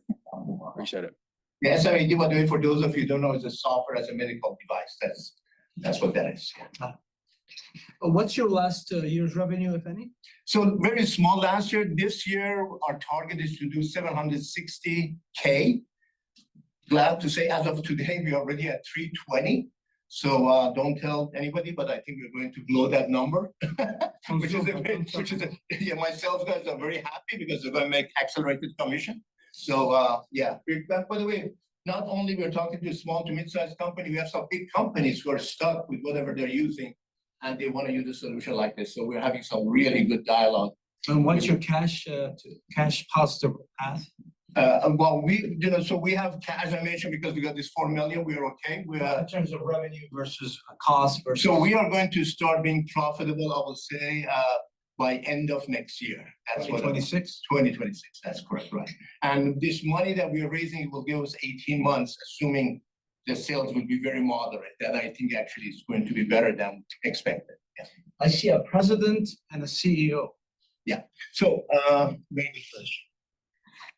Let's go back to so again, remember, Arman owns all these companies, all those 5 or 6. Actually, Shifomed is an LLC. Each company is a separate Delaware corporation. Enlil is a Delaware corporation. It's a holding company. It's a holding company. So, and this actually the business model is very interesting because Shifomed does all the back offices.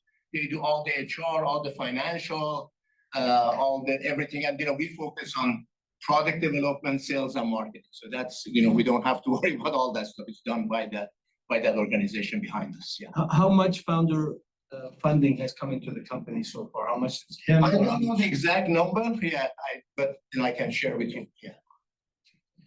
But as I mentioned, I've been working on it for a couple Is of this years. something you would use for Arman? Because if you do, we want 5% right now.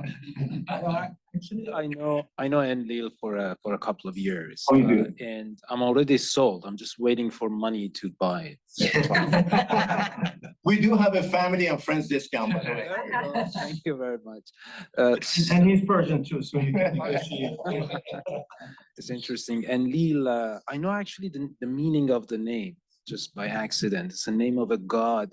Actually, it means Mesopotamian king god. of God. No, it means God of kings. That's what that means. Yes. So, yeah, I'm fully in support of. But I have a question for you, if you Yes, don't sir. mind. Yes. The companies that you mentioned that are part of the Shifamed, Mhm. are those started by Shifamed or Shifamed sort of? No, they all started by Shifamed. Started from Yeah, and it's very, actually, that's the thing which really excites me. These guys are all in the same campus as me, right? So I don't have to fly to Boston to see my customers. I can go across the street and see how these guys are in real life using it and what are the challenges with FDA and how FDA goes through the audit and so on.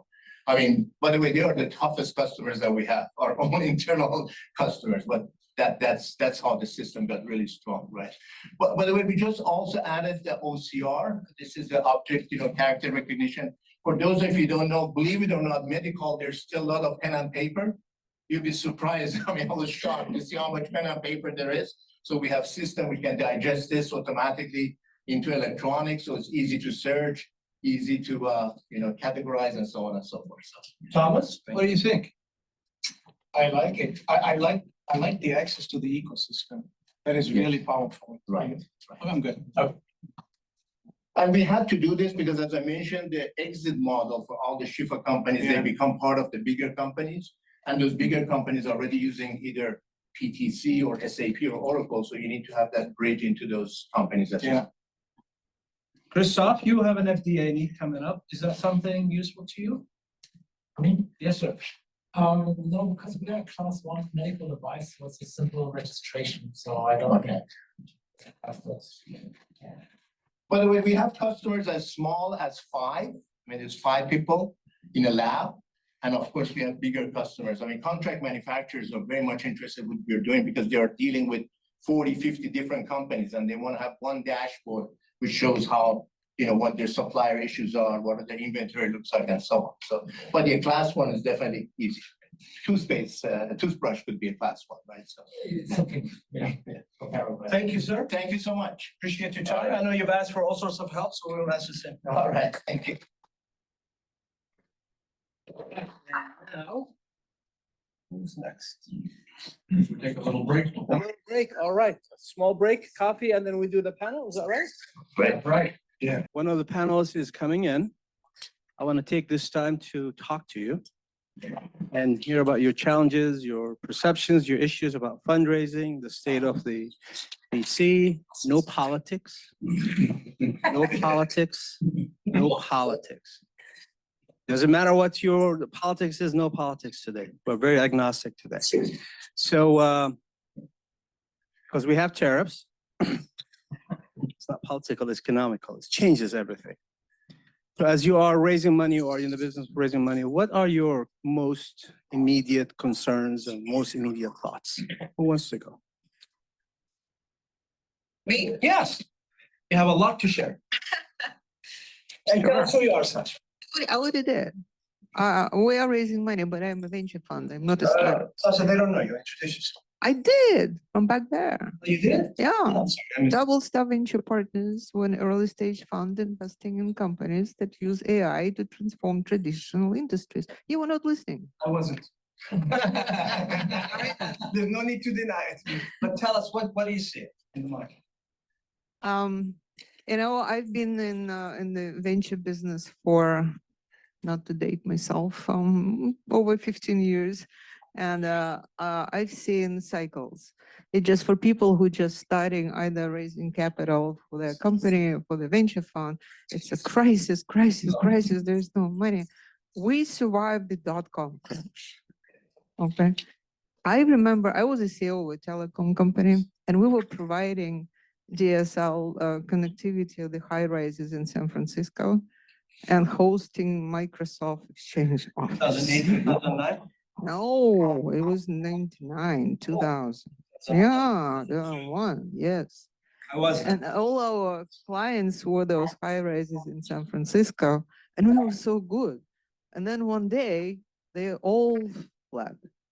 And it's an empty building, and everybody was saying San Francisco is dead. And office spaces, go take it, they'll pay you money to take it. And then what, 5 years later, booming again. And I go, okay, we survived. And then 2007 comes. And 8, and again, okay, this guy is falling, this guy is falling. Anyways, just a reminder that the best companies were financed and founded during the crisis. And as my former partner, Tim Draper, likes to say, never waste a good crisis. So I'm saying that whether you're raising capital for your startup or you're raising money for your fund, the way my partner and I are doing, we are going to use this crisis because people who see as the buying opportunity will still will invest. How would you use it? Okay, all right. I wasn't prepared for that, but I will. All right. See, say we're not discussing politics, but the current policy is build America, right? Terrific. So if somebody is forced or obligated to move their businesses to the states like Louisiana or Colorado or whatever, I will look for startups that will figure out a way to disrupt the existing industry. I will give you an example. Right now, there will be a factory built in Louisiana producing ammonia. Ammonia, as I found out, is being used for fertilizers, and the blue ammonia is using gas. And Louisiana apparently has the right amount of that gas. So there is a startup that is telling me that they figured out a way to replace several hundred workers if necessary, because they found a way to make this gas pipe, I won't go into details, safer than it now is. So I will invest in a startup like that. And of course, they're using AI. So that is good enough? Yeah, that's great, great. Nader, what do you think? Come on up here. 2 minutes. Me? Yeah, but don't pitch, okay? This is your first startup. What's going on in the venture capital space? What do you see happening? Venture capital in Silicon Valley got a lot of money, but you need to have a good story. Before, in my software, which was software as a service, when you did $1 million AIR, they said fine. And but now I think you need to do at least $1.5 million. So that's number one. Number two, for those of you who change all your name to .ai, investors got really smart. They ask you who's in your team, you know, all that stuff. That was not the case, I would say 6, 7 months ago. Everybody throw money at AI, right? And then, by the way, on AI, you know, I think vertical AI is now owned by the big boys, right? The Apples of the world, the Googles of the world, the, you know, OpenAI, Microsoft, and so on. So really think about if you can go deep in AI. If, you know, pick a market and really talk about how AI helps that. Money is there, but I think it's much harder now than it was 2 years ago. At least that's my view. Thank you, sir.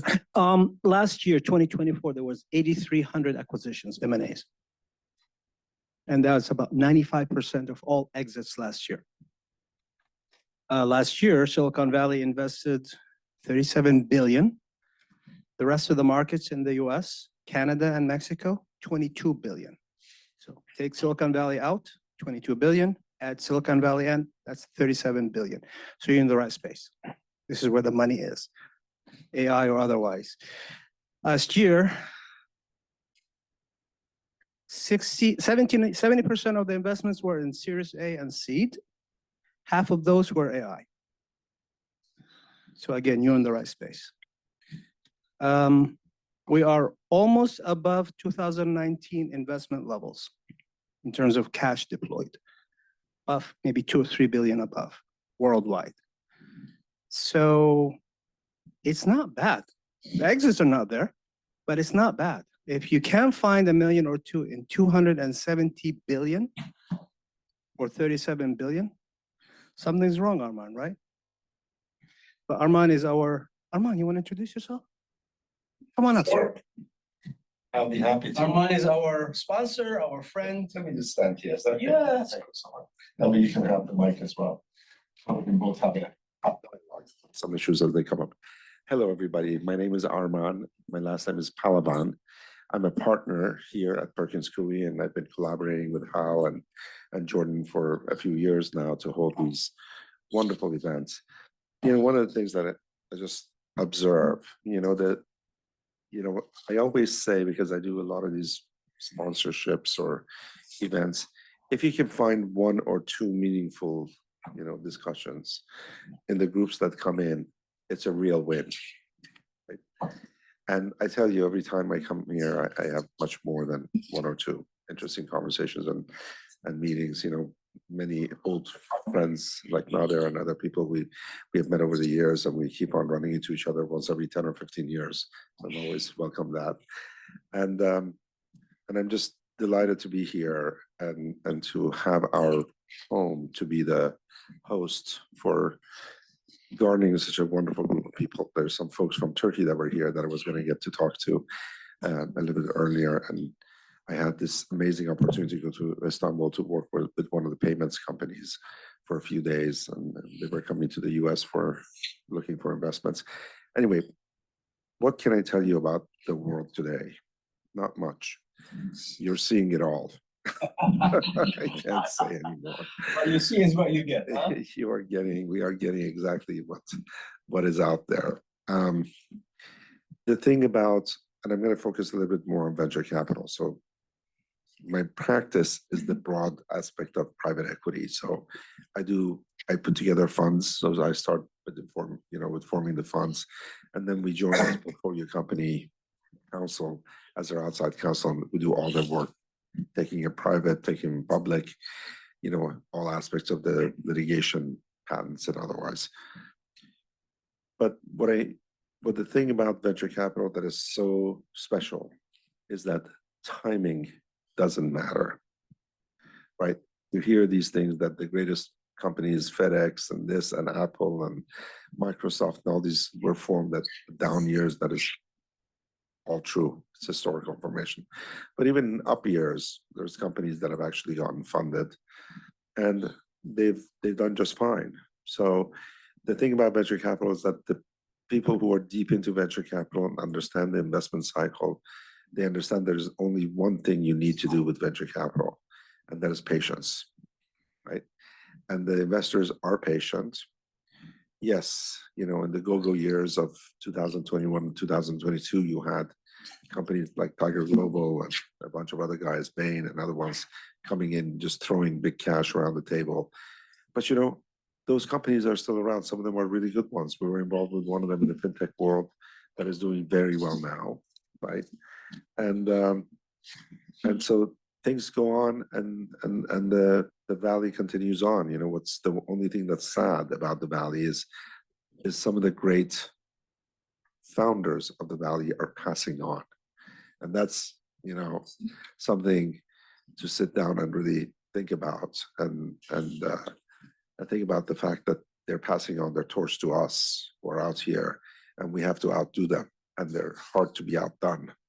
So that's where we should focus on thinking how we can continue to create this valley as a very special ecosystem, much of which starts at the founding level of these companies and the ecosystem of putting in the first $100,000 checks to get these amazingly brilliant people working. So thank you for coming. It's a pleasure. I really Always. appreciate having all of you here, and I look forward to speaking to you, and if we can do anything together, we'll be thrilled. Thank you.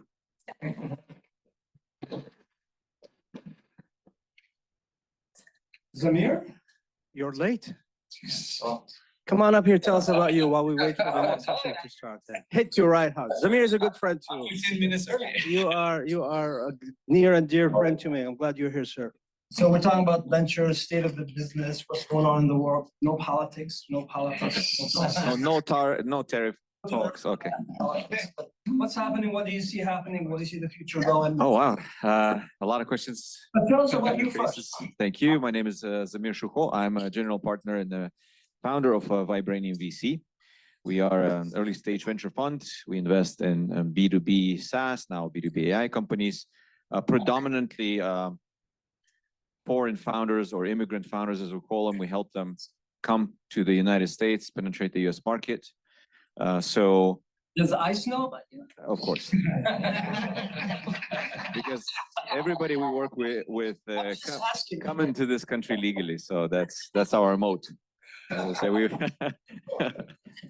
So right off the bat, when it comes to the trends that I see, of course, we have to align with what's going on, in Washington, and being part of NVCA. If you're not familiar, it's National Venture Capital Association. We had several meetings recently.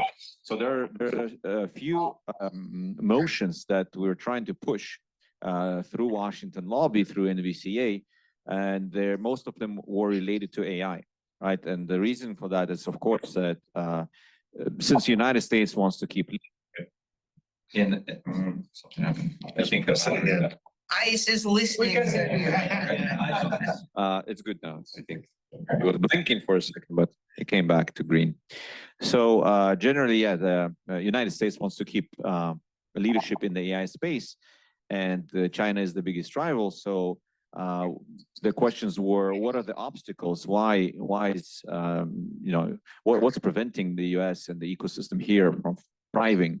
There were several legal issues, but most of all is that startups, they're lacking data to train their AI models, etc. And data is probably the key, to have the differentiator to be successful in that. And the motion that we try to push within NVCA was, can we create a large data lake from either government organizations or big corporations that could be accessible for startups to train their models? So that's something that we proposed.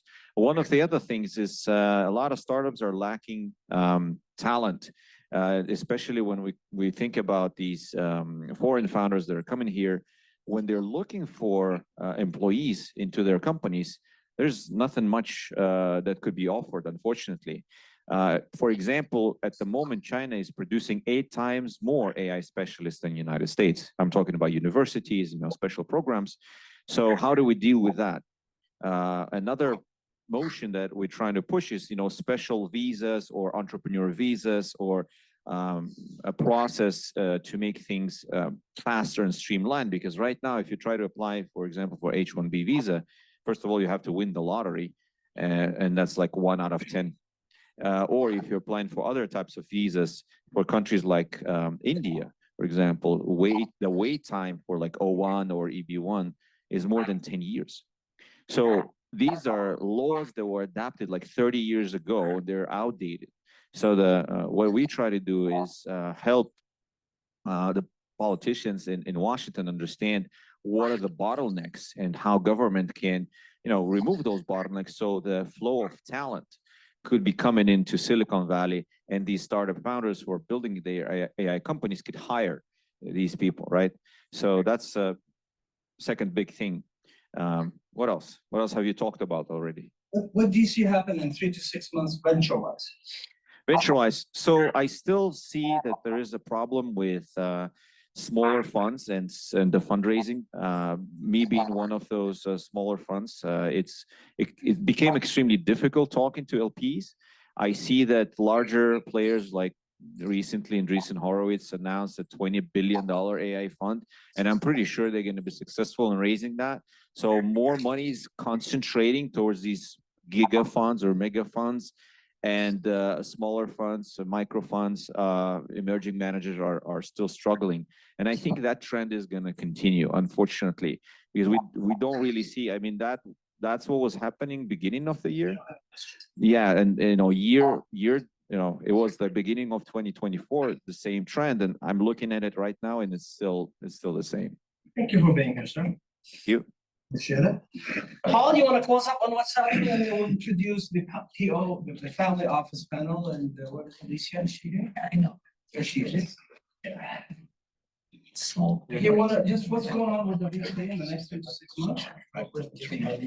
My hope was that the VCs who had overinvested during the pandemic would be getting out from that overhang and being able to get back into investment, because those investments have gone through the system and they would get more, see the LPs open back up.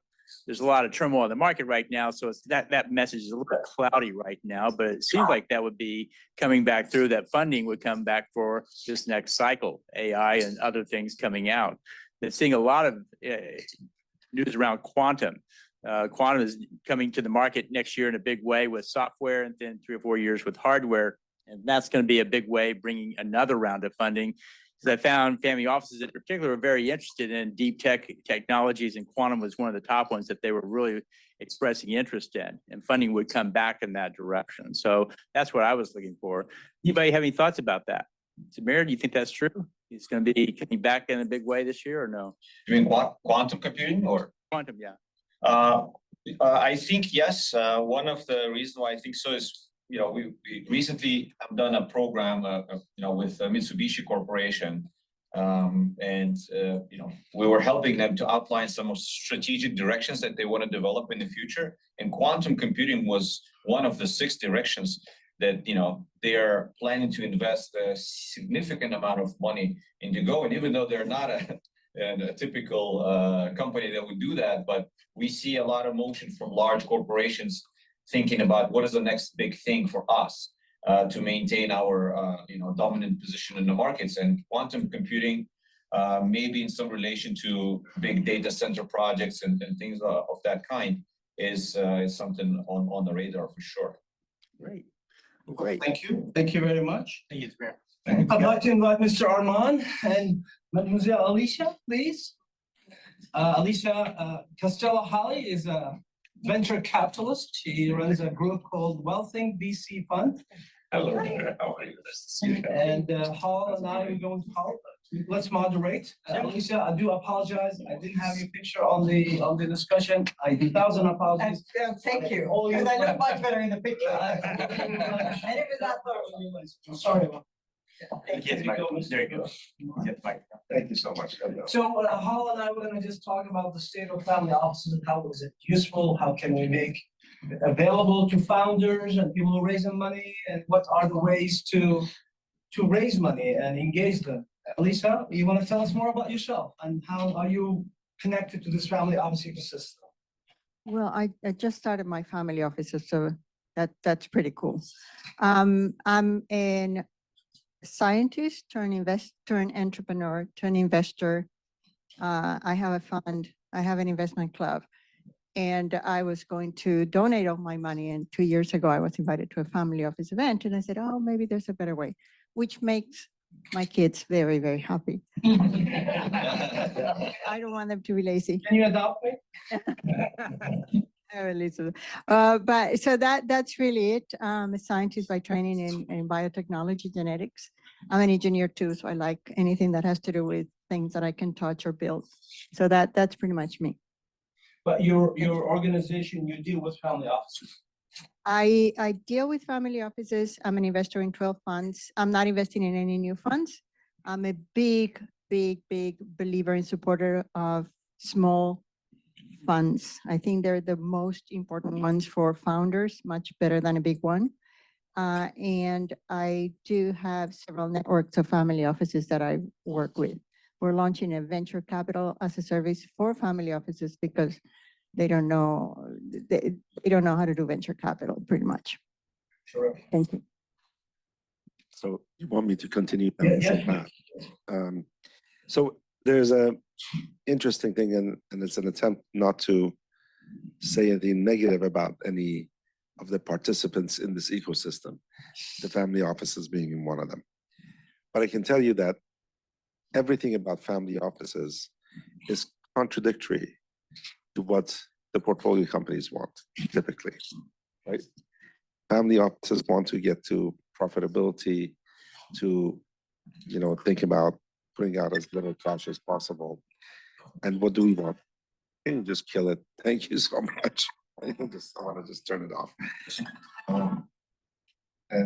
That's a family office right there. They got the message.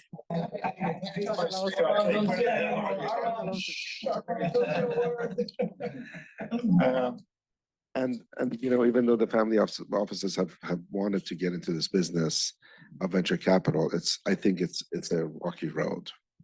Now, let me explain to you why I say that.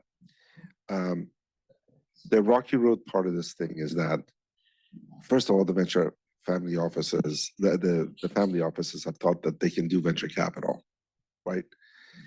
Because what it takes is doing direct investments, right, into the portfolio companies, and there's plenty of portfolio companies that they know or they will come to them, right, for investments.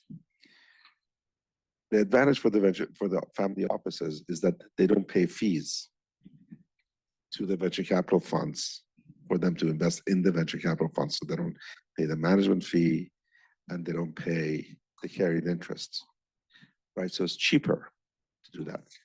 And they think that they can actually do just as good of a job in vetting out opportunities and investing in them.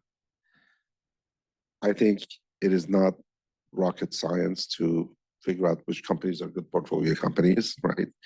Or to have a thesis that they want to pursue. I think all of that is doable. But there's a fundamental discord between what a company needs and what the family office needs.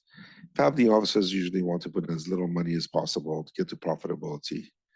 Portfolio companies want to burn money to grow, right? If you grow, then you need more money, right? And the family offices like to get them to profitability. So this is a very fundamental ideological, disparate ways about the investor as a family office and the portfolio company. Now, is there a way to get rid of that chasm and get closer to each other? The answer is, of course, yes. But you, Elisa, are a very unusual family office. Let me tell you, because I know Elisa, so she really has a fundamental belief in helping entrepreneurs and investing in fund managers that are smaller fund managers. And I think that's a very special thing about you and what you do. And a lot of the family offices, when we're sitting at the board of directors of the company, I'm just like pouring, I've become full of tears because really what the CEO of the company wants to do is not what the family office typically wants to do. So let me take a pause and pass the baton back to you. I'm going to be the positive one.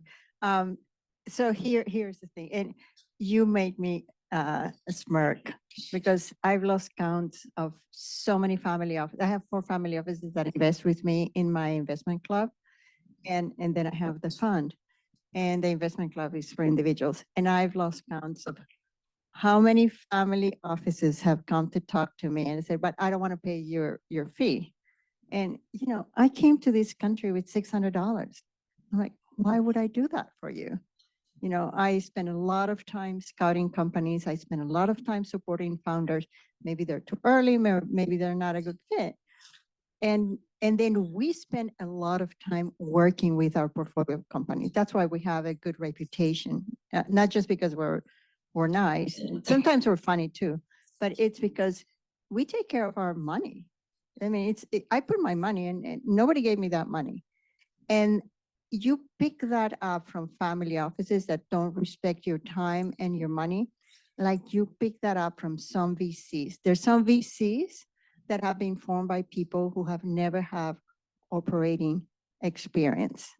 So it's the same thing. And yes, there's a lot of family offices that have come and talked to me and said, well, but I don't want to pay your fees. So, and then I asked them, why would I do this for you? Because when I go to the grocery shop, I don't tell them, I'm working with this person and they don't want to pay my services. And their response is that I can brag about them investing in me. And then I say, but then everybody knows that you're not paying my fees. So why would that work? At the same time, those family offices brag about investing in the big 5 VCs and losing money. So it's like, oh, I lost $16 million. And I said, okay, you're not going to lose $16 million with me, but you have to pay my fee. So like anything else, the venture capital industry is very broad and diverse. Family offices are very broad and diverse. And I see with a lot of enthusiasm, the young generation of family office members that want to get into venture capital. They work really, really hard. They learn. It's such a pleasure to see them. But most of them are not that way. So you have to pick your family office. No question about it. So, and again, this is not to discourage anybody from approaching, family offices, but it's just telling you where the mindset is, right? The mindset is that we do as the on the people side is growth. That's what we want. It's growth. It's growth in terms of, eyeballs if you're an internet company. It's growth in terms of, if you're a SaaS company in terms of deployments. Sure, the deployments may not get you to profitability, but the mindset is what I think is the conflict of getting to profitability from a family office perspective versus growth for the sake of growth. Because the more you grow in terms of your customer base, the more the value of the company is going to be when you're about to go public or when you go about to sell, even though you may be losing money. So, but I think that's one fundamental difference. So the question is, what are the advantages? And I think you hit on a really important advantage. It's the operating experience, right? Most of these family offices have been created by folks that have actually run a business, are experts sometimes in a very specific business. For example, a friend of mine, Mustafa Ronaghi, I don't know if you guys know him, but Mustafa came here 27, 28 years ago with a company that was a pyrosequencing company that he had done out of the whatever Königstadt University or whatever it's called in Sweden, right? And he came here and he really focused right around the ecosystem of pyrosequencing and bio companies, and he's created a number of those, all in the same very specific area of expertise around genomics and sequencing. And he's done now, I don't know, 5, 6, 7 companies in that space. And he's really an expert, and he has his own family office and he does investments. So when you have someone like that, or someone like you, Elisa, who has really been in the bio space for a long period of time and has seen a lot of things. So when you do the investment now, and I know your investments are broader than just bio, but especially in the bio space, you have that operating experience. So when you're sitting at the board level and telling the inventors or the founders of the company what to do, it comes with a whole different level of, conviction and background. So I think that's the really great advantage. Now, the question is, if you are absolutely brilliant, is how to bring the family office guys and the venture investor guys under one roof without a fist fight and be able to grow your company. Then you'll get the best of all possible worlds. Go ahead. Maybe Hawk can tell us a bit about that, because you deal with family offices frequently, right? Right. So, yeah, family offices are getting into the venture space. And they like it. I like family offices because they hold the place in the ecosystem for funding emerging managers and supporting emerging managers. And so we'll come back to that here in a minute. But talked about working with different groups coming together and trying to make them work together and so forth. But if you find that you find out what their skills are, then apply that to them. This is your area of domain. This is your area. Have a division of labor. You can sometimes make that work. People can't do everything. They have to share it. What do you think? Well, really expertise is one thing. My thoughts are that we need to collaborate. So I don't invest with people who are mean. I don't squeeze every cent out of every dollar. I'm a very nice person, but I have high expectations in terms of quality and talent. Because of that, I attracted certain type of founders, but we take care of our founders. If they respect our money, we invest. If they don't respect our money, we don't invest. I just had to talk about that. So a lot of founders don't respect the money that we have worked so hard to earn. The issue with family offices is that family offices usually depend on one person that built the wealth, and that person is the brilliant person. That person surrounded him or herself, it's usually himself, with people who are very talented. But those people would get fired if they did not appreciate the founder. So it's a very horizontal, hierarchical system. Then that person makes money, sells them. That's the brilliant person in the family. Then they make a lot of money, and then because they have so much wealth, they hire wealth managers. In my view, those are bad people. I mean, they know how to invest in the stock market. Real estate is big, luxury, you have multifamily offices, but they don't understand venture capital. That's where a huge disconnect is, because the person who has the operating agreement experience and the talent and the brilliance is not able to participate. And so who do they hire? They hire people that can preserve their wealth, not people that they can grow.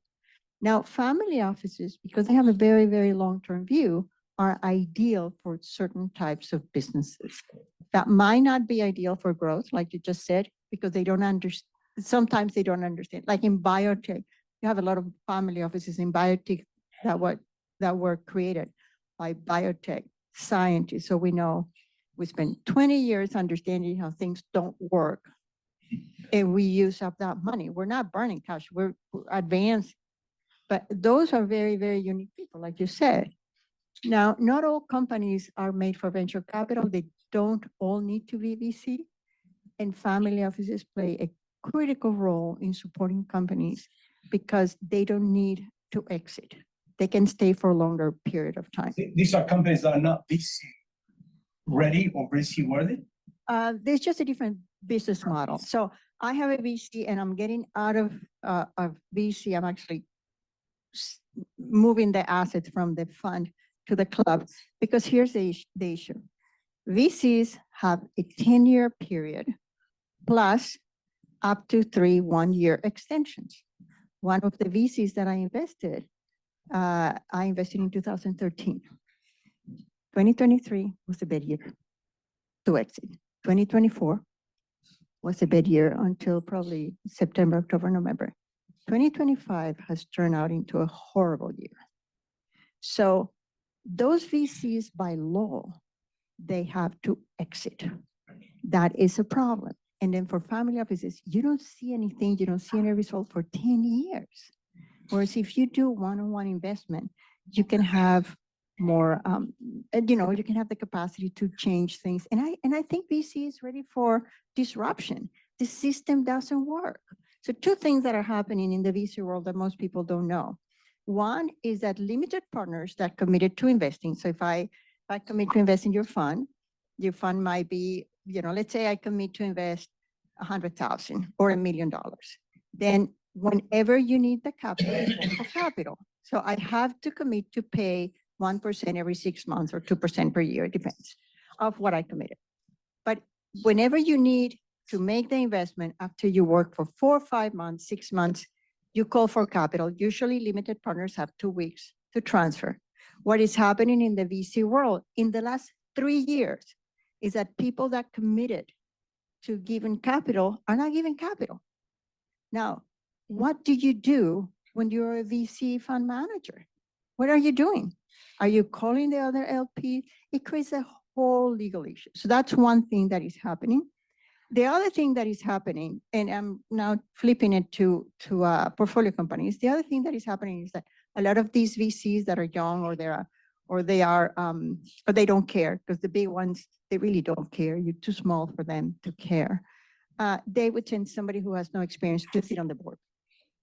And if they run into problems, they don't show up. What are you going to do if you run a company and a board member is not there? So those are things that nobody wants to talk about, the default of LPs and the default of board members. And nobody wants to talk about it because nobody wants to get sued.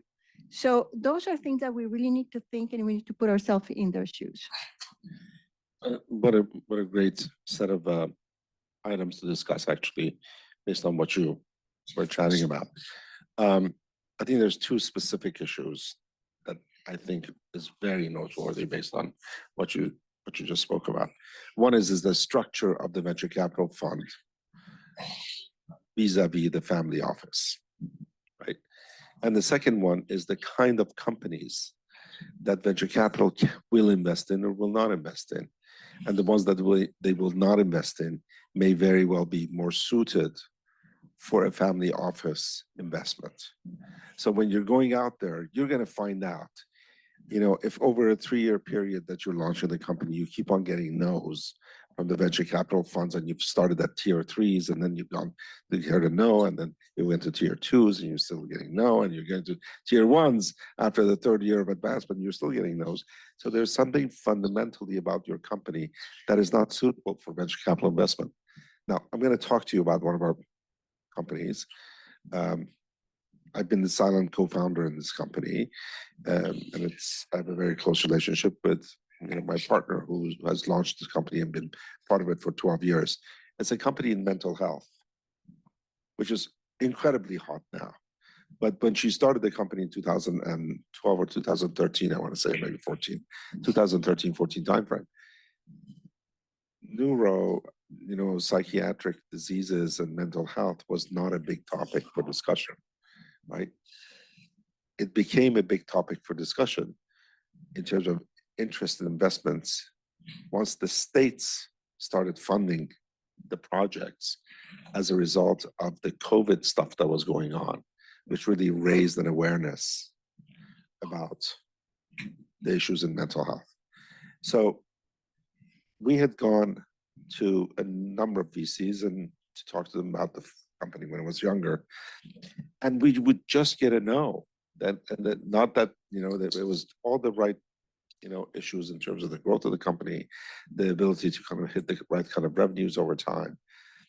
But part of the problem was that much of the mental health space and growth came about as a result of funding from the states, right?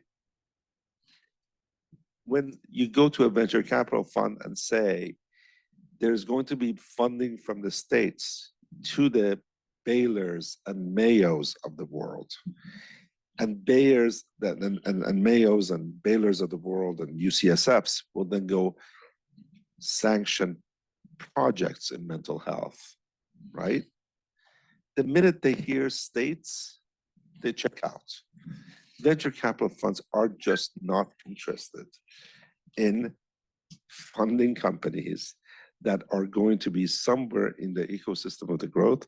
The states and the governments are going to be the local governments, municipal governments, states are going to be the ones that are going to be providing some of the input into the growth of the company. We just realized it just wasn't going to happen, right? Now, the company is really growing now. So it'll be interesting, now with this downturn in the market and stuff, to go back to some of the funds such as NEA and others, to really go back to them, because the co-CEO of NEA is actually the guy that's doing the healthcare services for NEA now. So we'll see what kind of a response we get now that we actually are on a growth path, So there may be some. Now, how have we funded it for the last 10 years? It's been through family offices, right? First of all, this incredible guy who was mission critical for him because he had a family member who had Fragile X. And what these guys were trying to do initially was autism, and then they expanded it to depression and anxiety and everything else. And they had a very specific thesis. The thesis was that there is no such thing as autism, because autism is a comorbid disease. Now, what's a comorbid disease? I didn't know what it was, but saying that autism has many facets. It may be some from food allergies. There may be some depression. There may be some anxiety. And there may be other aspects of mental health that are involved in this thing as a comorbidity. And it's being diagnosed as autism, right? Because of the behavioral disorders of the child, right? Now, when did this hit everything? And this is a very important thing about every one of your companies. The product to market fit is the most important thing that you guys need to focus on to get venture capital funding, family office funding, or other funding, right? So focus on that. And that product to market fit became evident about this company during COVID, right? Suddenly everybody realized, oh my God, we really need to understand the outcome of the projects that are being financed by these institutions. And what is the outcome? If people are going there for suicide prevention, for example, how many of the kids that are attending are actually making a call that is being intercepted by a suicide prevention psychiatrist? They wanted to know the outcome. Like Baylor was doing these projects, but they didn't know what the outcome was. And these guys had that layer of software that would provide the outcome, the feedback back to Baylor and then back to the state, right? So that's the product market fit was really critical for them, and that became very important. So anyway, it may be that your companies, after several years of going out there, you have to go to family offices because family offices is their own money. If somebody's mission critical about Fragile X or about autism, they will fund your project because they may have an autistic family member, right? So think about that, but there's certain kinds that may not fit a venture capital model. And it may be if it's states or other government authorities are involved. The second thing that I thought was brilliant, what you were saying, is that the venture capital, getting money from venture capital is based on a system that the venture capital is running off of. It's running off of the years that they have to be in the fund. It has to do with the fact that after that fund gets started, it's hard to get another fund to invest, that another fund from the same firm to invest in the prior investment. They have to go through a specific process to create a separate fund for that purpose, which we used to call caboose funds in the 1999 timeframe. Now we call them something else, opportunity funds. It has to do with the, the 1-year extensions. It has to do with the fact that these general partners leave and they're not board members anymore after a period of time, and you have to bring another board member on board.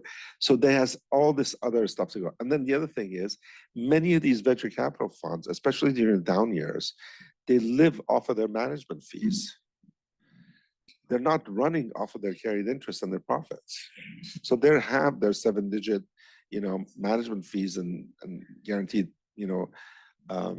payments that is coming to the actual fund managers. And the companies, our portfolio companies, still going on, and they're just getting fatter, and the price of properties are getting more expensive in Menlo Park and Atherton and Hillsborough. So it has a very different system that it follows from an economic perspective. Whereas family offices, it's your money, right? Yeah. And it's not growing. No one's giving you excess cash, because you're sitting there. So which runs the system about why you care about profitability, right? You want the companies to become profitable so they don't have to rely on you. And it's very likely that when a family office gets going on funding it, they want to take it to the finish line, because it's hard sometimes to bring in other family offices or private equity funds. In other words, all can be done. This is a great conversation. To talk to the other members, say I made a mistake, so they go and save you. Absolutely. No, I think this has been a great panel. Thank you guys so much for it. You're welcome. Let's give them a round of applause. Does family offices lead?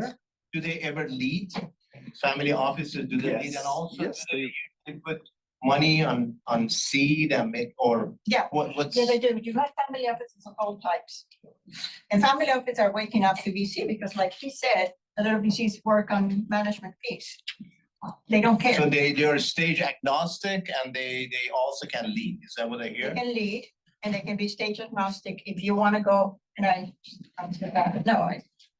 can you hear me? I hear you very. I have a big voice. I have a big temper. So make sure you pick a family office that would help you, like anything else. So if I make shoes, if I'm Nike, don't come to me for mental health if there's nobody in the family that cares for that. Right. So that's like, but they lead, they can take you, and we collaborate a lot. Thank you. Thank you guys for a great.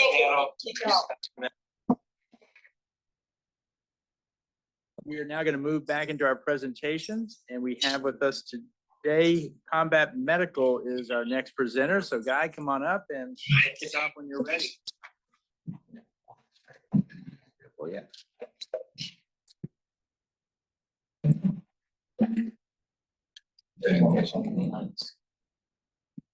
Good afternoon. I'm going to drag you from the esoteric discussions of investment right back to urine and penises and these sort of things. So at least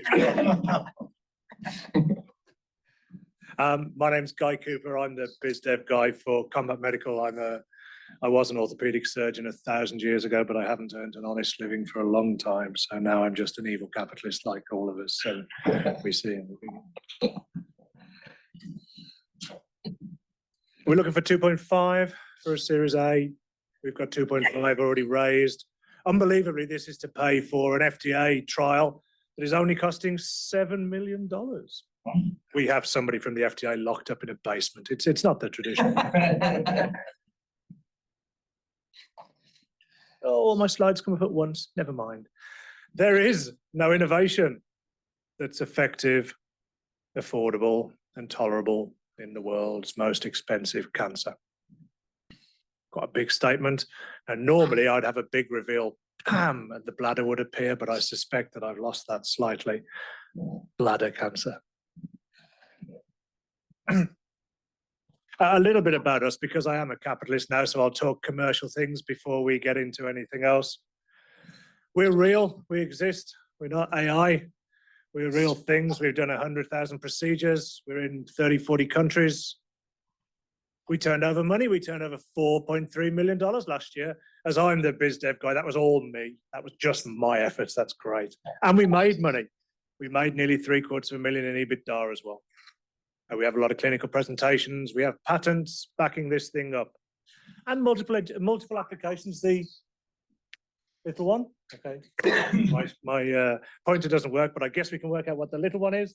It's for cancer of the bladder. The big one is for terrible disseminated cancers of the abdomen. And we have 2-3 more applications that are currently going through the wonderful MDD, MDR, CE mark transition in Europe. You think you guys have it bad here with the FDA?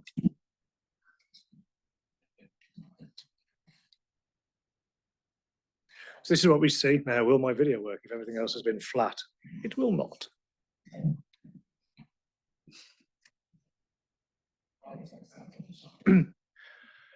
A gentleman here having his treatment. This is very common. This is done in outpatients departments. This is a treatment for bladder cancer. The gentleman will have, normally the video would work, but it's a flat version for some reason. This end of the tube goes in here, and patients have 10, 15, 20, 30 treatments of something put into and washed around their bladder. We heat it up. That's it. That's the tech. We heat it up. This means that we're only treating the organ that we're heating. We're not heating everything. We're not giving a drug systemically into the body. We're the only people that can heat precisely so that it's tolerable. So this nice gentleman is able to have an hour's treatment sat in a busy outpatient department in a general hospital. All patent protected, user-friendly. User-friendly not only means for the patient here, where many of these things die, is they're not user-friendly for the nurse. Then the nurse hates it, and all the nurses get together with lit torches and pitchforks and go and find the consultant urologist and say, we're not doing this anymore. That's the end of your product. We've done more than 100,000 of these. It's very easily integrated into the daily use. And half the patients you'll see in an outpatients department in a urology afternoon, there'll be cancer patients coming back in for these intravesical washes. So wash of fluid around their bladder. Oh, again, this should come up one at a time. I've lost my reveal of this isn't me as a young man, but it could be. Why does heating things up work? Why does this supposedly very simple concept of heating a bladder mean less cancer? More dissolves in a hotter solvent. Good English analogy. More sugar in a hot cup of tea, more chemotherapy in a hot urothelial cell. Heat itself is a catalyst. Take you back to your chemistry classes. You heat the test tube, it goes faster. And then finally, as you can see here, picture of every Englishman on the beach in Santa Monica, Santa Barbara, wherever. Cells don't like heat. Now, as I say, I'm an orthopod by training. We are globally regarded as the stupidest of all doctors. So me talking about immunology really is getting towards the ends of my intellectual capacity. However, I understand that cells thermoregulate, and at about 43 C, which I've learned this week is 109.4 Fahrenheit, the cells will manage, the good cells will manage, but your damaged cells, your fragile cells, your tumoral cells will not. Direct thermal cell death. Then there's some more magic that happens. Somehow, if you heat the cells, they give off markers, heat shock proteins, they're called. These act as a mediator for T cell immune response, learned and remembered. You can do terrible things to mice. You can put a cancer in the bladder, heat it up, take it away, put a cancer on the mouse's nose. If it's the same cancer, these cells know it's there, attack it immunologically, it goes away. This is why our results are so good. This is how a patient is done today. You wake up with the urine capture device of my friend here, you pee into it, it's like a cup of claret, you think you're dying, you go to the doctors, have a small operation to remove the tumors, then you have multiple, over a year, 2 years, 3 years, doses of immunotherapy or chemotherapy. If it doesn't work, if it comes back, you have your bladder removed. That's not the end of the story. If you have your bladder removed, your kidneys don't know this. Your bladder is an organ of social convenience. You have to have one. You can't just walk along the street peeing as you go. Although while I've been in San Francisco this week, I don't know if that's quite so true. But generally, it's not accepted. With combat, you see here, the same pathway, but many fewer treatments. Sorry, I should have highlighted here. 80% of all patients have recurrence, 50% in the first year. With us, much lower recurrence, much lower progression. Some clinical data out of 174 patients, and these guys, the 54 guys who have the worst sort of cancer, they are cancer-free 70% of the year. Is that good, bad, indifferent? Who knows? Let's see. You've probably heard of some of these companies. Merck, Keytruda, $30 billion drug. 40% of their patients are cancer-free after 3 months. What does that mean? That means 6 out of 10 guys have cancer again after 90 days, and the FDA approved that. Oldest, 2-3 years ago, most used FDA-approved drug.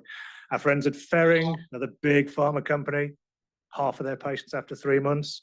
CG Oncology launched on the NASDAQ last year with a market cap of nearly 2 billion, one drug, one application. Results 68% at 3 months, about 40% of the year. Another one launched last year on the NASDAQ again, at 60% of 3 months, a $2 billion market cap. So what this means is with HIVEC, hyperthermic intravesical chemotherapy from combat, after a full year, 7 out of 10 patients don't have cancer. With Keytruda from our friends at Merck, FDA approved, after 3 months,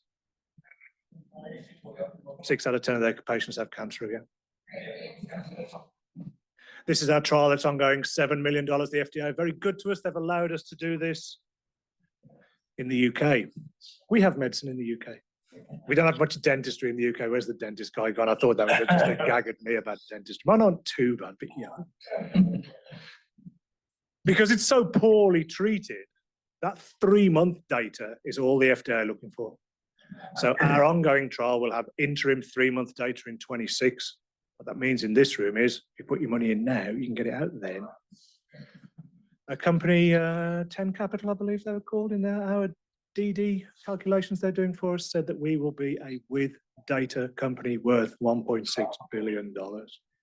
You want to wait a little bit longer, full FDA approval expected in 2029 when the results have been finalized, and we've spent £1 billion on lawyers, and we expect to be fully in the market here in 29. We're everywhere, apart from here. Yet. This is the market, a report from the US. It's a big market. We look here, if we break it down a little bit, normally these would come up one at a time, like the bouncing ball, but for some reason they haven't. We look at the sum, 10,000 of these terrible patients who have cancer, the worst sort, 15 treatments each, $4,000 a chuck, 600 million annual US market. We look at the TAM, getting on for 1 million people a year, buy 15 treatments, buy a more variable price. We sell at $400 in some of those more developing markets, multi-billion market. How are we doing it? Razor blade model, sell the box, give the box away, rent the box, lease the box, sell the consumables, 15 per patient, high gross margins, 80%, our distribution network, 30, 40. Let's settle for characters around the world who distribute for us in different markets. They get 50% margin. They like the business too. Good product mix now. It's all disposables now. If you leave us alone and I don't get any money from here other than getting fired by my boss, we'll end up with 100 million business, because as the data comes in, those who are doing 50 patients a year will start doing 200 patients a year. More importantly, those who are doing 5 patients a year will start doing 50 patients a year. Some people. We've done it before. I've done one. My boss did LMA, the Laryngeal Mask Company, if you remember that. So lots of money, lots of finance, lots of IPOs. And then the faces at the bottom, as it says, a global who's who of bladder cancer and hypothermia. Fascinating dinner party. No, but you see, US surgeons, Paul Sugarbaker on the end there is so famous. The procedure's named after him in the abdomen. So there's no innovation that's effective, affordable, and tolerable in the world's most expensive cancer. Or is there? IVEC, 1 year cancer-free, 70%. These guys, 40% to 60% at 3 months. I was having a chat with a gent out there about the poor state of the NHS in the UK. You got cancer again after 3 months, and that's gold standard.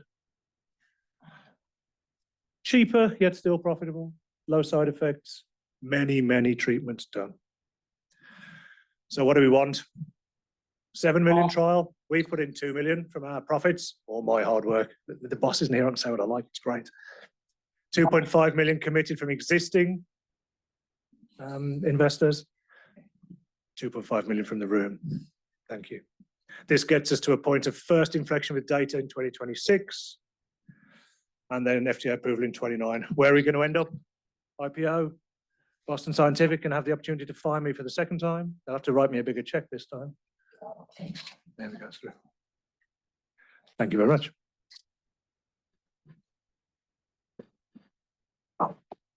Great presentation. Yes. Who has a question? Yes. You had a map where you are pretty much all over the world. Yep. Why at this point have you not been in the US? That's very awkward. $7 million. So it's the approval process that was lacking? FDA, yep. Wow. It used to be that you would take products first to the rest of the world because the CE mark was easy to get. You filled in some bits of paper and send them off. Right. The world doesn't work like that anymore. It's now probably easier for a class 2 device. We're not a class 2 device to get FDA approval first.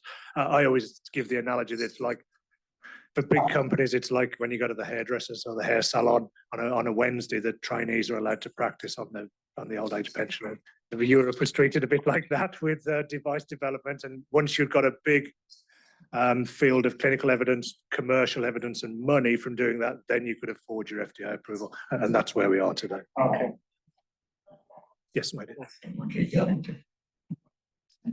Maybe I didn't notice it properly, but can you throw some light on why is the per patient price 5K in EU versus 60K in the US? Stuff's dearer here. I mean, that's it really. You know, healthcare systems here are much better reimbursed than they are out there in the rest of the world. In the UK, we're in 40 hospitals and we get £300 from a hospital. What's that? $400 something. In you know, India, Pakistan, I might get $200. In the US, from looking at where other things are priced, we can be so much more competitive than them, but build in very good margins also. Question? All right, thank you so Thank you much. very much. Cheers. All.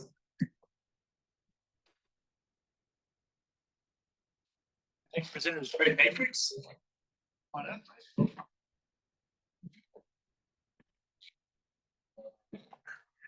Good to go. I miss those days when I had the beard, but my wife had me shave it. Maybe again someday. Hi, everyone. My name is Mike Areen. I'm the Chief Operating Officer and co-founder of GridMatrix. Get onto the slide. We do AI for critical infrastructure. And by critical infrastructure, I mean ports, airports, bridges, tunnels, and intersections. So what is our product? We're a cloud-based scalable platform. We currently already have 9 customers, including US airports and ports. Our 2024 revenue was just under $500,000. We're competing in a $1 trillion civil engineering market. So our competitors are primarily some of the larger civil engineering firms such as AECOM and Jacobs, as well as more regional civil engineering companies. Our idea is to be software first in the space, similar to what Palantir did in the kind of the intelligence space, which is you have a space that's dominated by consultants who come in and then bring in software. They're not as adept at it, so they pay a lot more to do that. Instead, build a software first company and add the consulting piece second. We have 3 statewide contract wins, which is something that's very important to us, but generally when we pitch it, it falls flat because people understand the process. But what it allows us is in those states, instead of having to compete directly in a public RFP process, we can go directly to the cities and municipalities and sell directly. The 8VC led our round. Not coincidentally, they're the co-founders of Palantir. And we're currently finishing up a priced equity round at 9.2 million pre. We've raised 2 million on it to date, and we're looking for another 1 million. So what's the problem we're addressing? Governments need data. This has actually gotten especially important over the last couple of years. The recent trends with AI, or more specifically LLMs, actually help us. Politicians, the people operating these systems have more awareness of data-driven methods, even though actually LLMs are different from pure data-driven and kind of older hard AI, which is what we do. But the overall enthusiasm around it helps us because it gives them a lot more buy-in to buy a data integration product.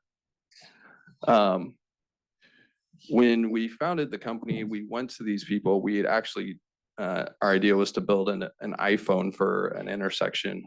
Our CEO and founder came from Apple. But when we went to the various operators and directors of transportation, they said, we already have a ton of sensors. We've been buying sensors for 30 years. We have cameras, we have LiDAR, we have radar, we have inductive loops. What we need is a software platform that can integrate with those and make the data usable to us. So that's what we built.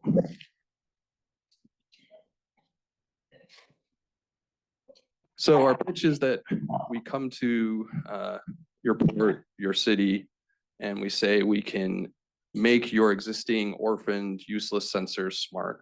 We can turn them into a real-time and historical data set. So one way to think about it is if you have a camera on an intersection, right now it's probably just being used to by a person to monitor it if something happens. Maybe they see a lot of traffic, they say what's going on, there's a car by the side of the road. Instead, what you can do is take that camera, map all the physical things that happen, and build a data set over time of everything that happens in that space. Where the pedestrians are, where the cars are, how much traffic there is at 5 p.m., how much traffic there is at 8 p.m., how well a certain intersection works with certain inputs and outputs. And what you're really doing is building a data set that actually tells you how to intelligently design different pieces of infrastructure. as opposed to kind of this anecdotal process done by civil engineers. Just like previous fellow, no video, so you just get to see a picture. This is in Orlando where they're using our software to optimize their light timing. Just to be clear, the general process of how our product works is we receive an IP addresses from the various sensors that they have, especially cameras. We stream that data into the cloud. We convert that data into physical information in a data set, and then we serve it back to them, both in a web dashboard and an API. This slide just kind of talks about kind of the value of data set over time. You know, as a new company, we don't have a large data set, so generating ROI for the cities, you know, is in more specific instances. But as we build a bigger data set, we become more valuable to our customers, which then allows us to build a much bigger data set. Go through some of the use cases. So we're now in Dallas-Fort Worth Airport. We're plugged in to analyze their curb usage, traffic patterns. We're trying to help them reduce emissions. And we send real-time alert notifications when there's various kinds of incidents. We're also plugged into their cameras that actually face the air side, which is the side with the planes on it, managing their fleet vehicles, cargo visibility, security, threat detection, and some other uses.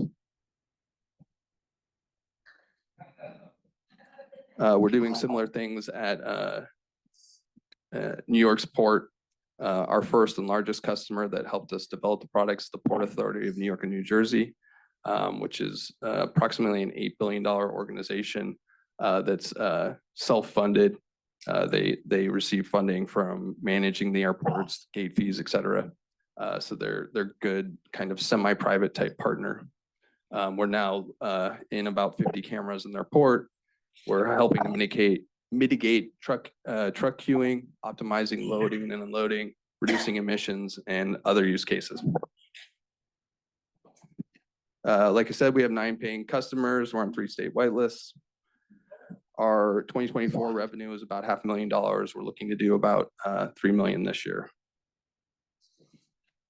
This is our qualified pipeline, but essentially a lot of way that we win business is applying to these RFPs, which are submitted by various state and local entities. We apply for them. We actually have a very good win rate for an early stage company. The real way to you normally win these is you get in with the entities before they submit the RFP. We've been able to win some of these without even talking to them. It shows how kind of tailor fit our solution is to the current market. And on that note, in terms of the RFPs, we're pretty well timed. Probably the first year we were in business in 2022, there was maybe about 10 RFPs that matched our specific hardware agnostic approach. And last year there was probably about 100, and this year it's looking like there's gonna be 200. So there's definitely an explosion of opportunities. So we think we're well timed for that market. This is our TAM. Again, we're competing with large civil engineering firms. It's a massive market that's primed for disruption. These players would also potentially represent exit opportunities for us as we take business away from them. They're not going to be thrilled with that. Yeah, team. I mentioned myself. I have a fairly long background in startups. Before that, I worked for hedge funds. Nick, our founder, came from Apple. He was head of global supply chain there. And before that, he was at McKinsey. Eric, our VP of engineering, came from Natto, which essentially makes cameras and computer vision for OEM operators like Mercedes-Benz. To conclude the round, like I said, we're about a year into it. We've closed about 2.4 million to date. There's another million open. It's a $9.2 million priced round. It was led by APC, who also led our original seed round. Use of funds is to get us to kind of that $2 million ARR space in Series A. That's it. Thank you, guys. Who's our first question? Can you tell me about the data play that's here? What are you gonna do with the data? Yeah, and I know I was supposed to add that as a slide. This is probably the second or third time Hall's heard this pitch, and he always wants me to talk about this. So the data set that we're generating, and I think one of the gentlemen up here was talking about the problem with AI is actually generating a data set. The data set that we generate, which basically tracks physical objects moving through space, is super valuable to a lot of people. You can imagine, especially autonomous vehicles. But a particular use case where we have a lot of initial interest is in the insurance industry. So you can imagine right now, the way your car insurance works, they basically figure out where you live, maybe where you commute, how much you drive, and they kind of figure out based on where you live, how dangerous that is.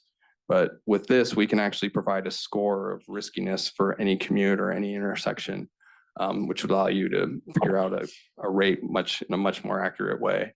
But I leave it to you guys to think about all the applications of this data set at scale. So obviously stage 2 of this company is once we generate a large enough data set, there's a lot of ways to monetize the data. And before the question is asked, we do own the data. The business model is we stream their camera feeds into our cloud and then serve the data back to them in a grid format. But it's essentially a subscription service, much like Netflix or Hulu, whatever. So we own the data, we serve it back to them. Yes. Are there typical implementation fees that the client has to pay in the beginning, and how do you kind of? Yeah, we charge a fairly novel setup fee and some support fee, but I would say about 90% of the fee is per sensor per year. We charge something like $4,000 per camera per year, but there is a setup fee to kind of cover that cost. What's the average time to close a customer from start to finish? You're dealing with municipalities. That's typically a longer time frame. Yep, this is definitely a challenge of being in the GovTech space. We've been around for 4 years. For a cold customer for an RFP, it tends to be about 6 to 9 months. The good news is once you have the customer, when you're renewing, that's a 1 to 2 month process. And then other private customers can be a lot faster if you're going to them direct in the 3 to 6 month range, but it is a long sales cycle. The flip side to it is that in GovTech, the revenue is very sticky. Customers don't churn. We've never churned a customer. So it's good revenue. Once you get it, it's just hard to get. Are there any reasons that they could throw you out as far as failure to do something, and what does that look like?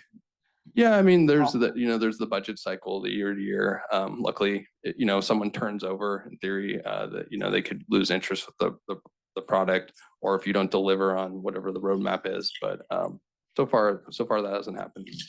Right. Any particular direction you're going as far as geography, locations, cities? Are you going for small cities, large cities? What's the strategy there? Yeah, we found an early niche, especially in ports. So we're pursuing a lot of those. We're talking to the Port of Rotterdam, which is the largest in Europe. We have the Port of Miami as well as the Port of New York. Some of that is the nature of the business, which is that it's very CYA. Once one large reputable institution uses your technology, it's much easier to sell on others. And since we had the Port Authority of New York as our initial customer, we're able to go into ports. But for our current ideal customer is kind of a mid-sized institution that's sophisticated enough to interpret the data themselves. Once we start partnering with more consulting firms, we'll be able to cater to smaller businesses. Any other questions, guys? Yes. On the traffic, the news video. You go. You mentioned timing of lights. Do you have measures of improved commute times and other benefits of some of your use cases that you could share? We do. Actually, one of the most recent, I'd say internally flattering results we had was in Orlando. And sorry for a long-winded answer, but one of our patents, probably our most important patent, is around something called near miss technology. So if you built a new intersection and watched it over a couple of years, probably what you do is start counting the number of accidents and eventually maybe the number of fatalities that happen at that intersection. But that takes a long time and it's very rare. Instead, using like basic understanding of physics with computer vision, You can observe when accidents almost happen. That's called a near miss. We have the patent on that on video technology. There's about 1,000 near misses for every accident. So Orlando used our near miss count for only a span of 2 weeks and used that to retime their lights. And they reduced accidents, even though the count was small, from like 5 to 2, and they reduced near misses by about 80%. So that was our first like major safety validation that happened a couple weeks ago. Great. Thank you so much. Yep, thanks. Next presenter is Print 3D.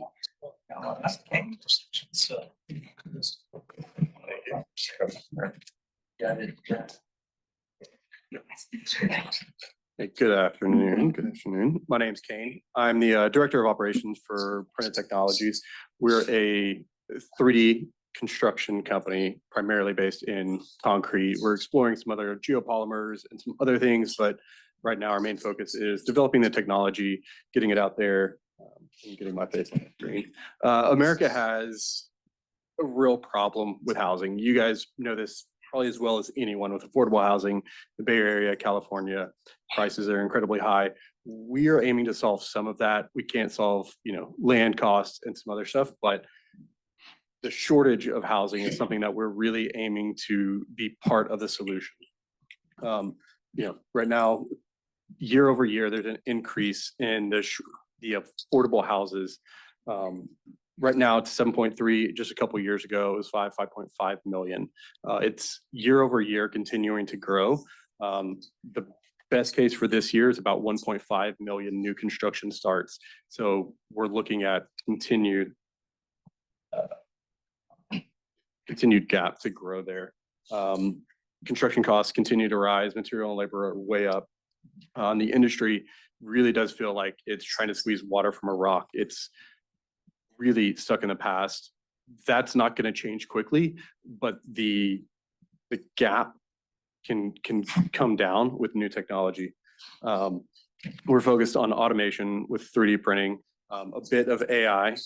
We are really looking to explore how we can do that on the front end of projects, bringing construction documents, engineering, architecture into an integrated software solution that will make the actual construction process much more streamlined.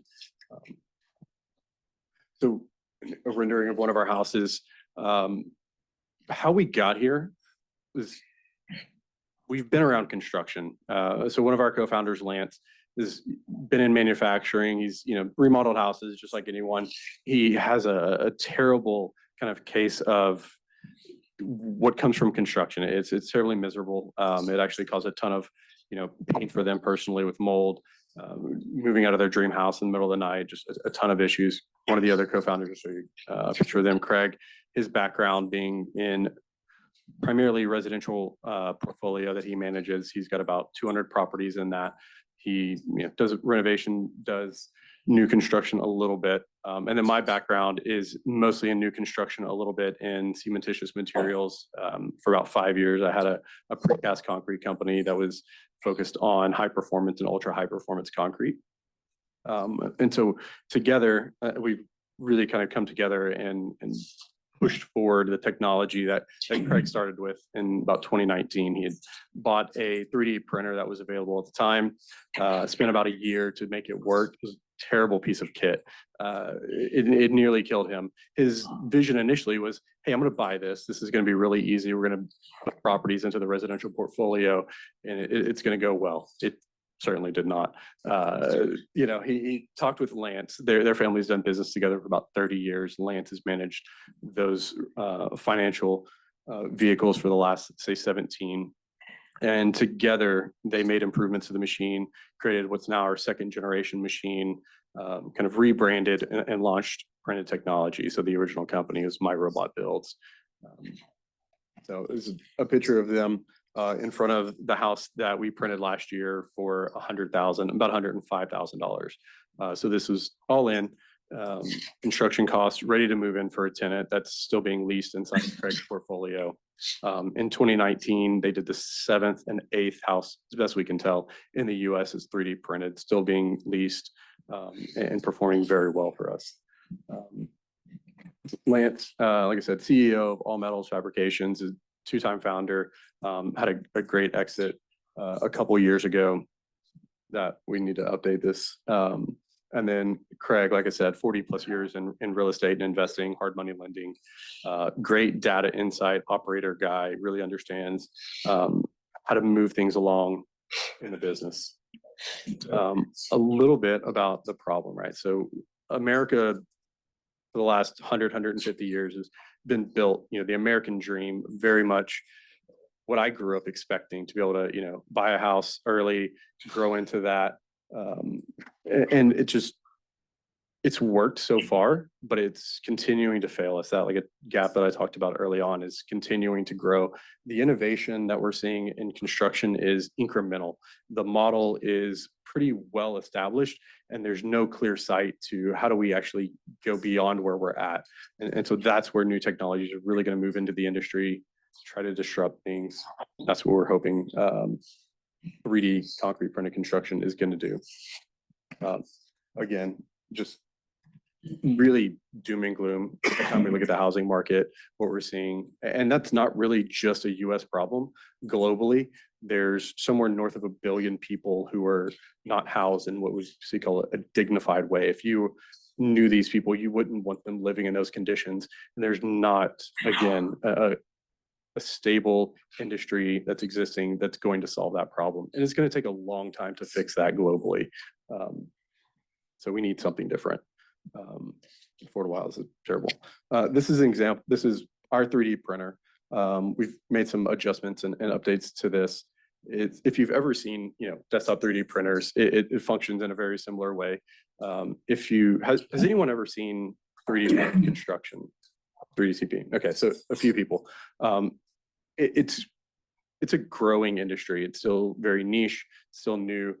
There's a lot of really, I think, hopeful signs in it. Dubai has not mandated, but said that they expect 25% of their buildings, new construction, to be done in 3D concrete by 2030. There's a lot of movement in the space. One of the things I think that separates our machine, our equipment, our approach from, say, some of the icons of the world, if you look them up, fantastic company, don't have anything bad to say about them. But our approach is a much more simple application. It's very durable, very robust, something that can go out into the world, out into the far reaches, to be operated, to be repaired, and not require some very sophisticated, technician to come in and fix problems when the machine have issues. So a little bit about that. The difference with construction, right? So currently what we're seeing is about a 20% cost savings on a better product. We're able to get a much more resilient structure, mold resistant, fire resistant, termite resistant, pest resistant. It's incredibly resilient to wind and water. So with this cost savings, we're able to provide a much better building that's going to be long-term, a higher performing structure.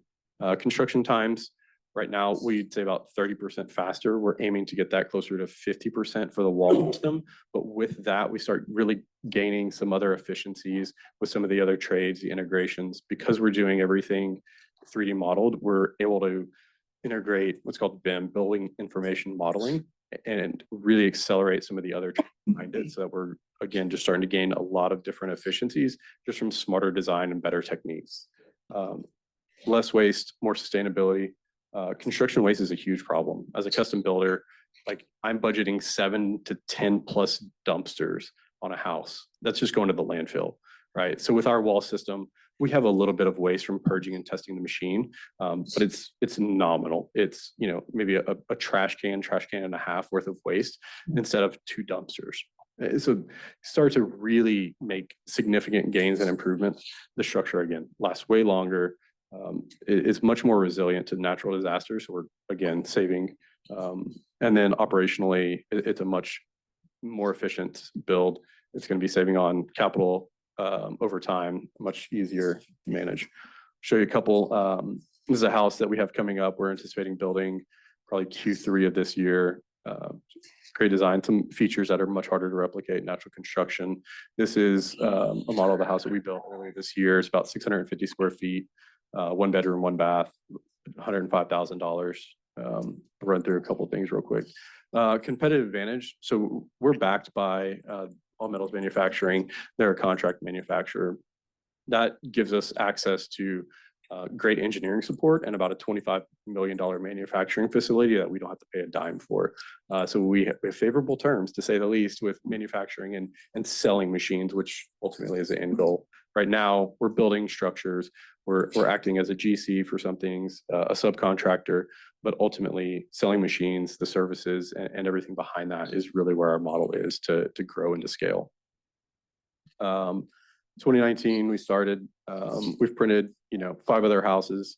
Talked about, we've got a couple machines that are built and operational.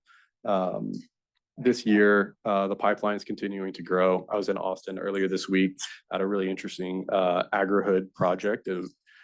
We're really close to landing, which would net us about $4 million in just wall systems. And so these projects are really starting to roll in. We've got 1.5 million invested to date that we're bootstrapping. We're raising, we were raising about 3 million, that first million at an $8 million valuation. That gets us 12 to 18 months of runway.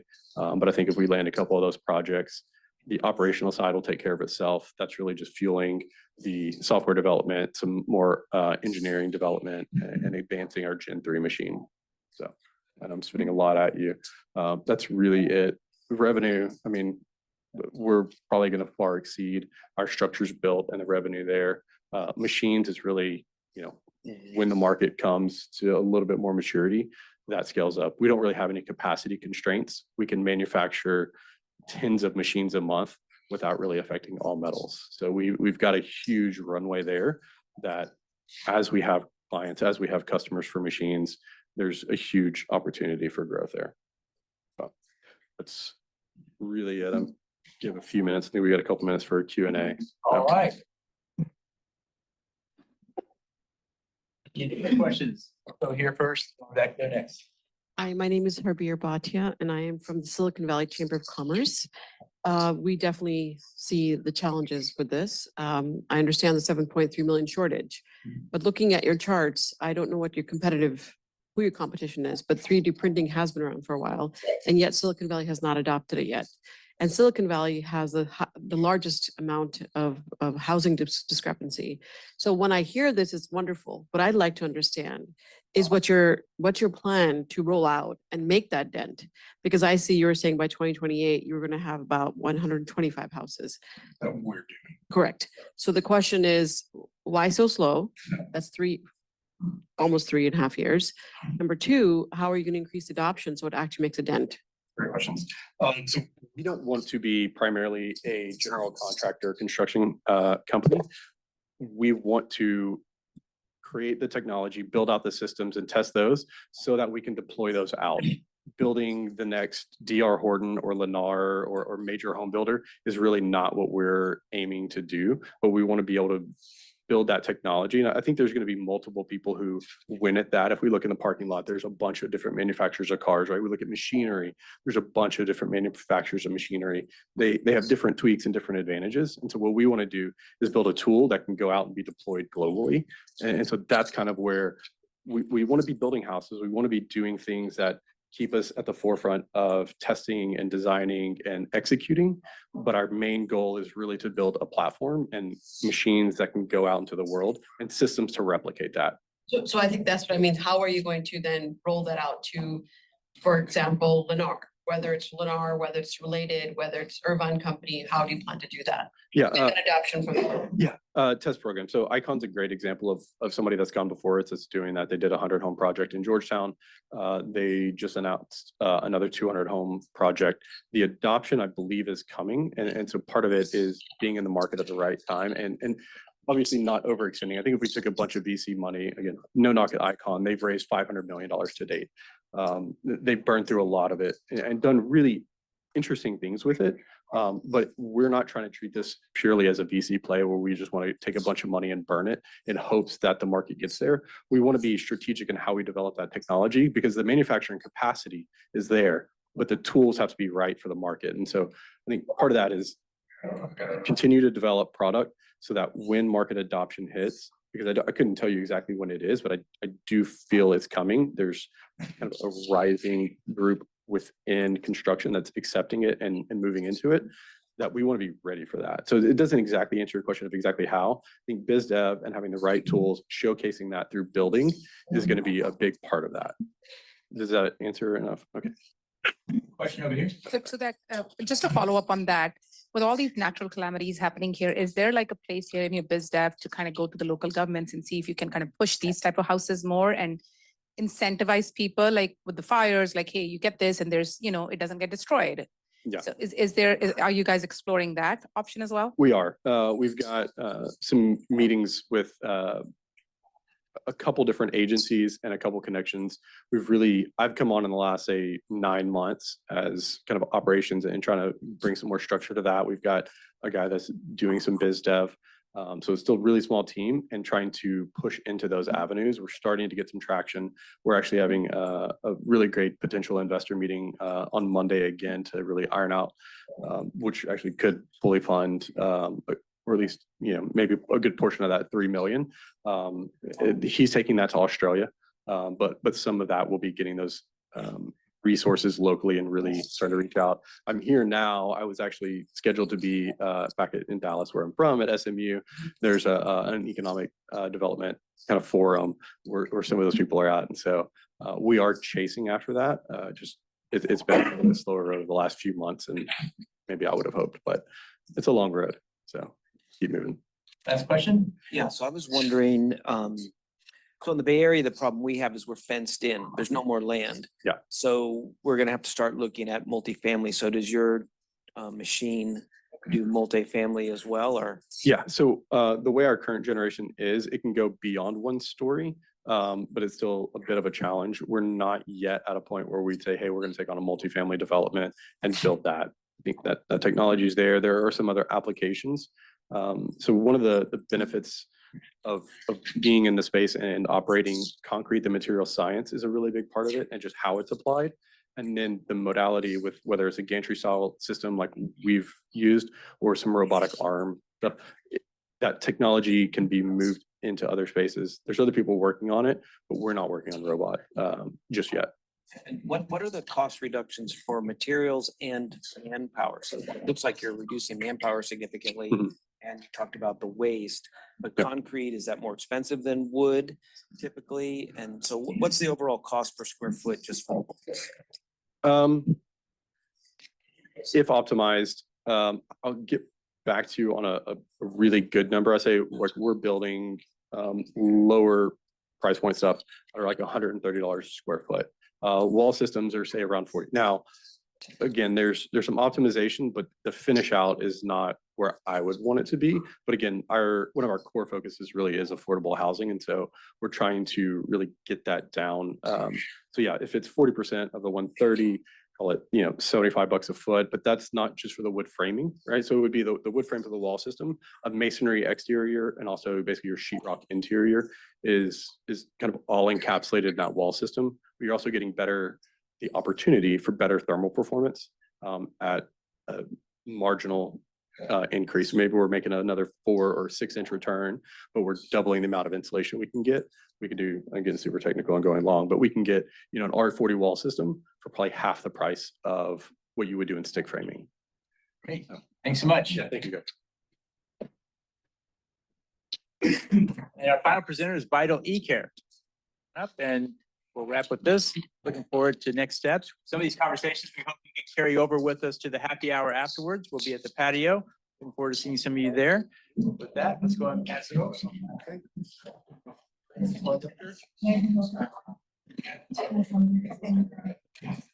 And how do we get the slides up here? Keep going to the next slide and you'll get to yours. That's it.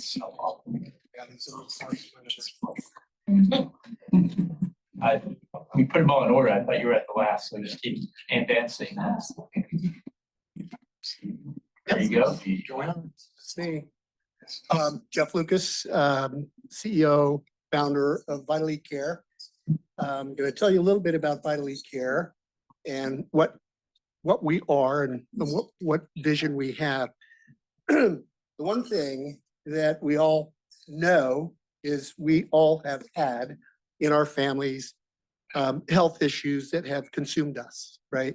And it might have been yourself, someone in the family. I've certainly been through my share of family issues where when that disease, when that incident happens, you want to be able to be on top of what that patient needs in terms of care. They go to the clinic, they get the electronic medical record, you get, clinically assessed, and then it's like, okay, here are the things you need to do. And then the family says, well, what did the doctor say? Well, you don't know. And then you've got to go figure it out. So what we've done is we've built this platform, which is enabling families to better manage the chronic disease patient's life, right? And this is not a small problem. This is a huge problem, and it's a growing problem. You hear about the gray tsunami, and as we age, we get, this is where the incidence of chronic disease happens. So we've heard a lot of solutions out there, focused on, cardiac disease, there's diabetes, there's a ton of diseases out there that are very costly, they're very hard to manage, and it does require having a good profile of the health of that patient at the moment to be able to understand what needs to be done next. And as you can see, the cost of a person with a chronic disease, multiple diseases is the greatest, and that's where we're all headed as we age, is getting these chronic diseases. 1 in 3 hospitals are able to electronically receive data.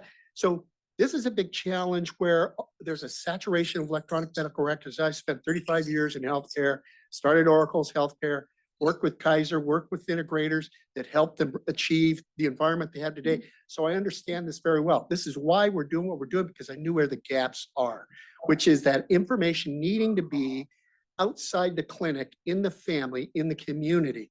So that's where 99% of the care happens. And that care is best coordinated when you have the information, which is why we've developed this platform. This is a platform as a service, enabling these families to better manage exactly the disease protocol of care that is required. So the constructs that we have, which are patented, is Sphere, which is a secure personal health electronic resource exchange. What that fundamentally is it's every one of your disparate health providers. They have a clinic, they are an EMR. That data we bring into a single profile, along with your genomic data, your daily diet, rest, exercise, which is part of Dreams. Dreams is just a care plan. For example, if you have diabetes, the doctor says, Jeff, you have diabetes, fix your diet, get more rest, exercise, attitude, lifestyle, stop drinking, medications, and go see 7 specialists. Great. How do I do that? We've created a tool that can put that plan together that then allows the people in the family to see what's needing to be done to help you get to the next specialist, or make sure you're taking your meds, or that you're getting the right diet, or your sleep. Is that an issue? What do we need to do?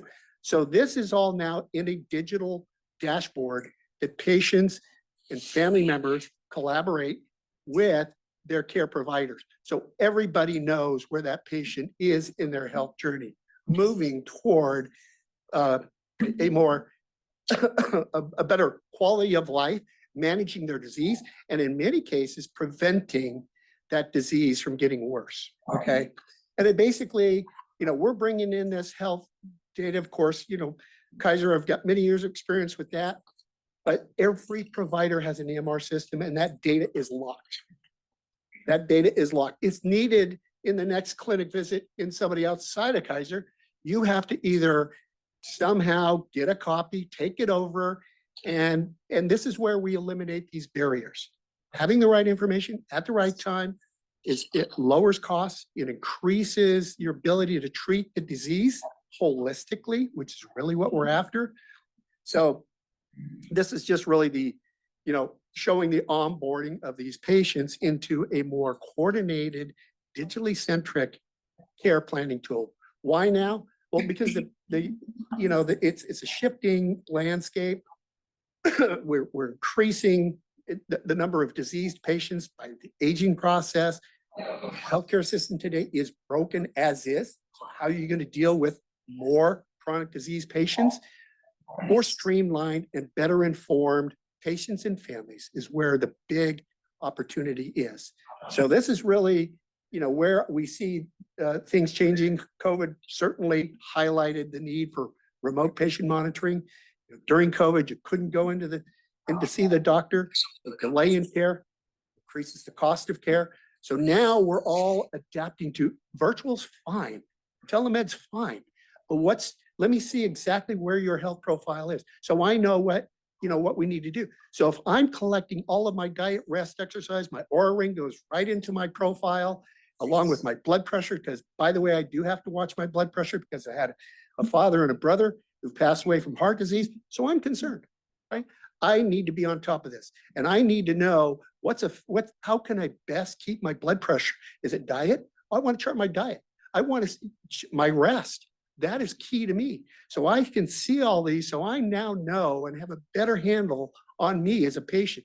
Now, my children also can see my profile and be there to help as I get older. For now, I'm going to be taking care of myself. So our strategy to market is a few pilots, where what our vision is here is to get some pilots, which we're going to be launching our first pilot in June. And that pilot will be just a concierge who's got chronic disease patients. We're to give them the ability to do remote patient monitoring. Remote patient monitoring is reimbursable by Medicare and Medicaid to the tune of $150 per month per member. All they have to do is get 16 readings of my blood pressure, which I take my blood pressure, it automatically feeds into my Vitally Care 16 times. The platform monitors, we got 16 readings. Boom, you submit to Medicare. You get $150. We only take $30 of that. Most vendors are taking half of that. We're only going to take 30 because we can deliver a more cost-effective platform. The pilot scenarios, and so just I highlight here the accountable care organizations, the federally qualified health centers and HMOs. And I'll add military health because we have a pilot brewing in military health. That's only 9 million members, so not that big of a market. Then there's the VA, and there's Indian Health Services. So it's huge. The market is huge. The problem is huge, but the inability of current infrastructure EMR systems to deliver to this is non-existent. I can tell you that. Technology, in technology for these years. So we see our opportunity to go in, prove out, into a federally qualified health center. By the way, federally qualified health center, is a community health center. 1,400 of them across the country, 14,000 clinics, treating 30 million people on Medicaid. What's the news today? We're cutting Medicaid. Okay, we're cutting VA, people in the VA. Oh, it's not working, so let's just cut people. So what does that all say? And as we all probably know in this room, that means efficiency, automation, better information, better tools, and that's what we're delivering, okay? And then so ultimately, as we deliver these pilots, start generating revenue, which we're on the verge of, it's only taken 2.5 years to develop this because it is pretty damn complex. And when I had just PowerPoints 2 years ago, and people were saying, that's pretty audacious. I'm going, yeah, but I got the right team and we're going to build this. And we have. So as we scale and, you look at some of these numbers where the 5-year lifetime value of a client is $100 million. I mean, these are big. So again, the go-to-market, deliver the pilot, expand, land and expand. And we've got some of these pilots that are, okay, 1 minute. Then I'm going to click through real quickly, just show you some of these. And I've sort of mentioned some of these opportunities. We've raised $500K to date. We've got soft circled about another $1 million. Most of that is waiting for the pilot. So once pilot happens, we bring that money in. Beyond that, I have a number of VCs, including General Catalyst, who funded Teladoc. And they've said, hey, once you get revenue, come back. That's what we need, traction. So we've got a lot of people waiting for the traction, which we just have to go to. Now, this is my team. which I'm proud of, and they're all superstars. And I've worked with all of them before, and I've identified them and brought them back in. They're people that I've worked at electronic medical record systems at SAIC and IBM. So, and we have about nine doctors on our advisory board. We've got a stellar advisory board. And so we're asking, right now, we're looking for another 2 million. So we'll total of 2.5 in the seed. That's going to get us through 2026. We'll go Series A. If we're anywhere near some of the numbers we're projecting here in terms of revenue and AIR, we're looking for, maybe a $20 million Series A at a, post money, 60 million. And then we just, because we scale so easily, right? And adoption is going to be, as we pilot into the military and we get to the 9 million members, our growth, even at $20 per member per month. So we're pretty excited, and we're mostly excited about making an improvement in the health profile of this country and globally. So keep an eye on us. All right, thank you so much.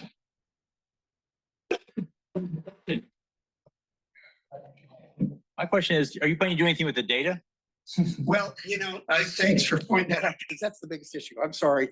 But as you could imagine, and yes, the answer is yes, because AI, and I really didn't say this, I typically do. You've got Sphere, Dreams, this integrated set of tools.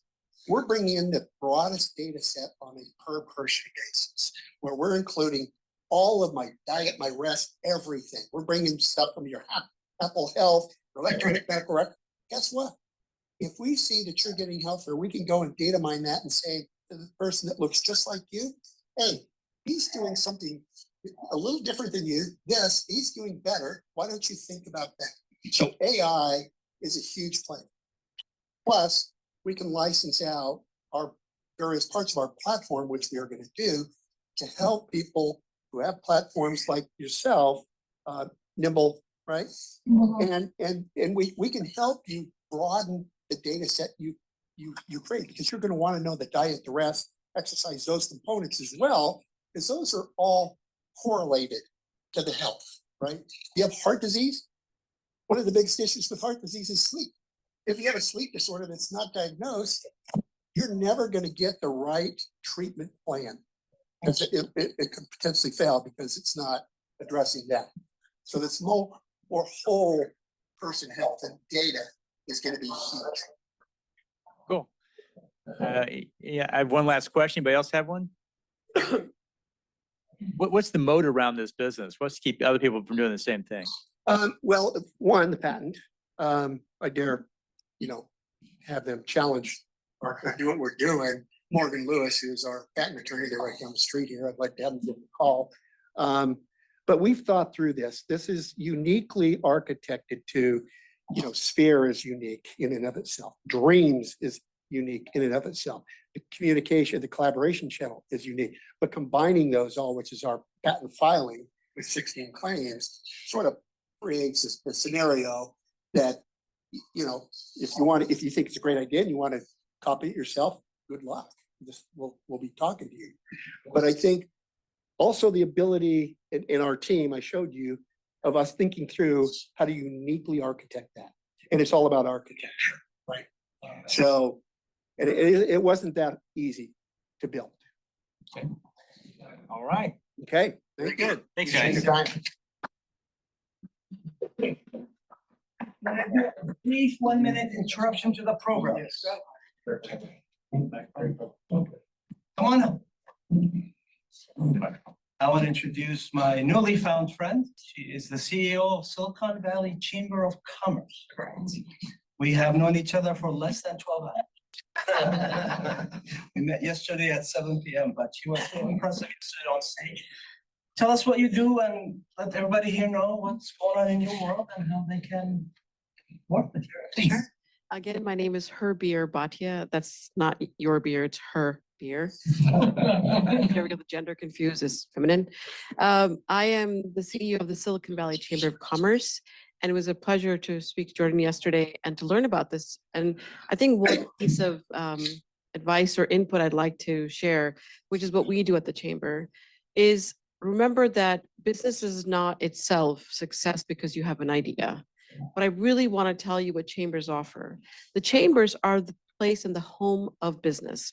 We have real estate, we have medical, we have your retailers, we've got your high tech, we've got everything under one umbrella. Chambers represent the business community in public policy, at the state level, city level, promoting businesses, connecting businesses to be successful. And I want to encourage you all to consider whether it's our chamber or another chamber. We are the only regional chamber in the South Bay, which means we cover the whole Silicon Valley region, which is Santa Clara County. But most importantly, it's a resource for you because I see a huge gap between actual innovation and technology and what's really happening on the ground. I'm not saying that you didn't do your homework. I don't mean that in any way. I'm just saying that you have to bridge that gap and be closer to where the real solutions are needed. And I really love to hear each of these products today. I could see exactly in my mind which businesses I would want to connect you to, which potential partners you could find. But most importantly, the businesses are under us. But what we want to do is bridge the gap between the innovators and those that can utilize those products, because over 95% of the registered businesses in Silicon Valley are small businesses. A majority of those small businesses are solving everyday problems for all mankind, which is you need to eat, you need to shop, you need to live, you need to play, you need to go to work. Everything that humans need are what are inside the chamber. So if I can be of any help, please let me know. And I'm always here to be your bouncing, any ideas off from the real business side of the community. We are here to advance businesses for the purpose of advancing a thriving society.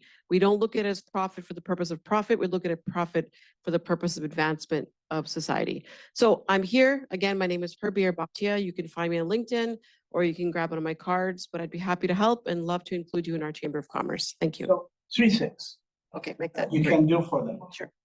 What are the 3 things you can do for them when they come to you? So first thing that came to my mind actually is you should join the chamber and be part of the business community. One, you support the chambers who represent you. More importantly, you're connecting with businesses that actually may need your services or could be great partners, if nothing else, be great focus groups to test your products. I see that as something that's missing. Number 2, when you think about running a business, that's very different than being an ideator. Even it's even a struggle for me. Like I feel like my back starts to twitch when I have to think about certain things. I'm like, oh my God, I hate that stuff. Because in my head, I'm an innovator. But you need to understand the basics of business. Running a business is not the same thing as having a really cool idea. I've been an entrepreneur and always way too far ahead of the industry being ready for those ideas. But what I realized along the way was I wasn't giving enough importance to the supporting stuff. How do I run my business? What are the operations? What's my P&L look like? What's my balance sheet look like? These are common terms, but putting them into your startup is a whole nother thing. So we provide all the workshops, the support systems, the coaches, everything else. And the third thing is that you may actually find your partner and some employees that would want to work with you. We do have a significant portion of our members who are actually employees in the industry versus being just business owners. They're being there because they want to look for the coolest next startup. Where can they go start the next business up at? Who can they partner with? Who can they go work for? I think those are the immediate things I can think of. But what I want to tell you what chambers do, the 3 things are: advocate for business in public policy, in government, advocate to promote you in the industry. We promote you. If you have an idea, you have a business, our job is to promote you based on what you want to invest in your promotion. And we have the people to do it. Number 2 is to help you connect to people, places, resources, and products.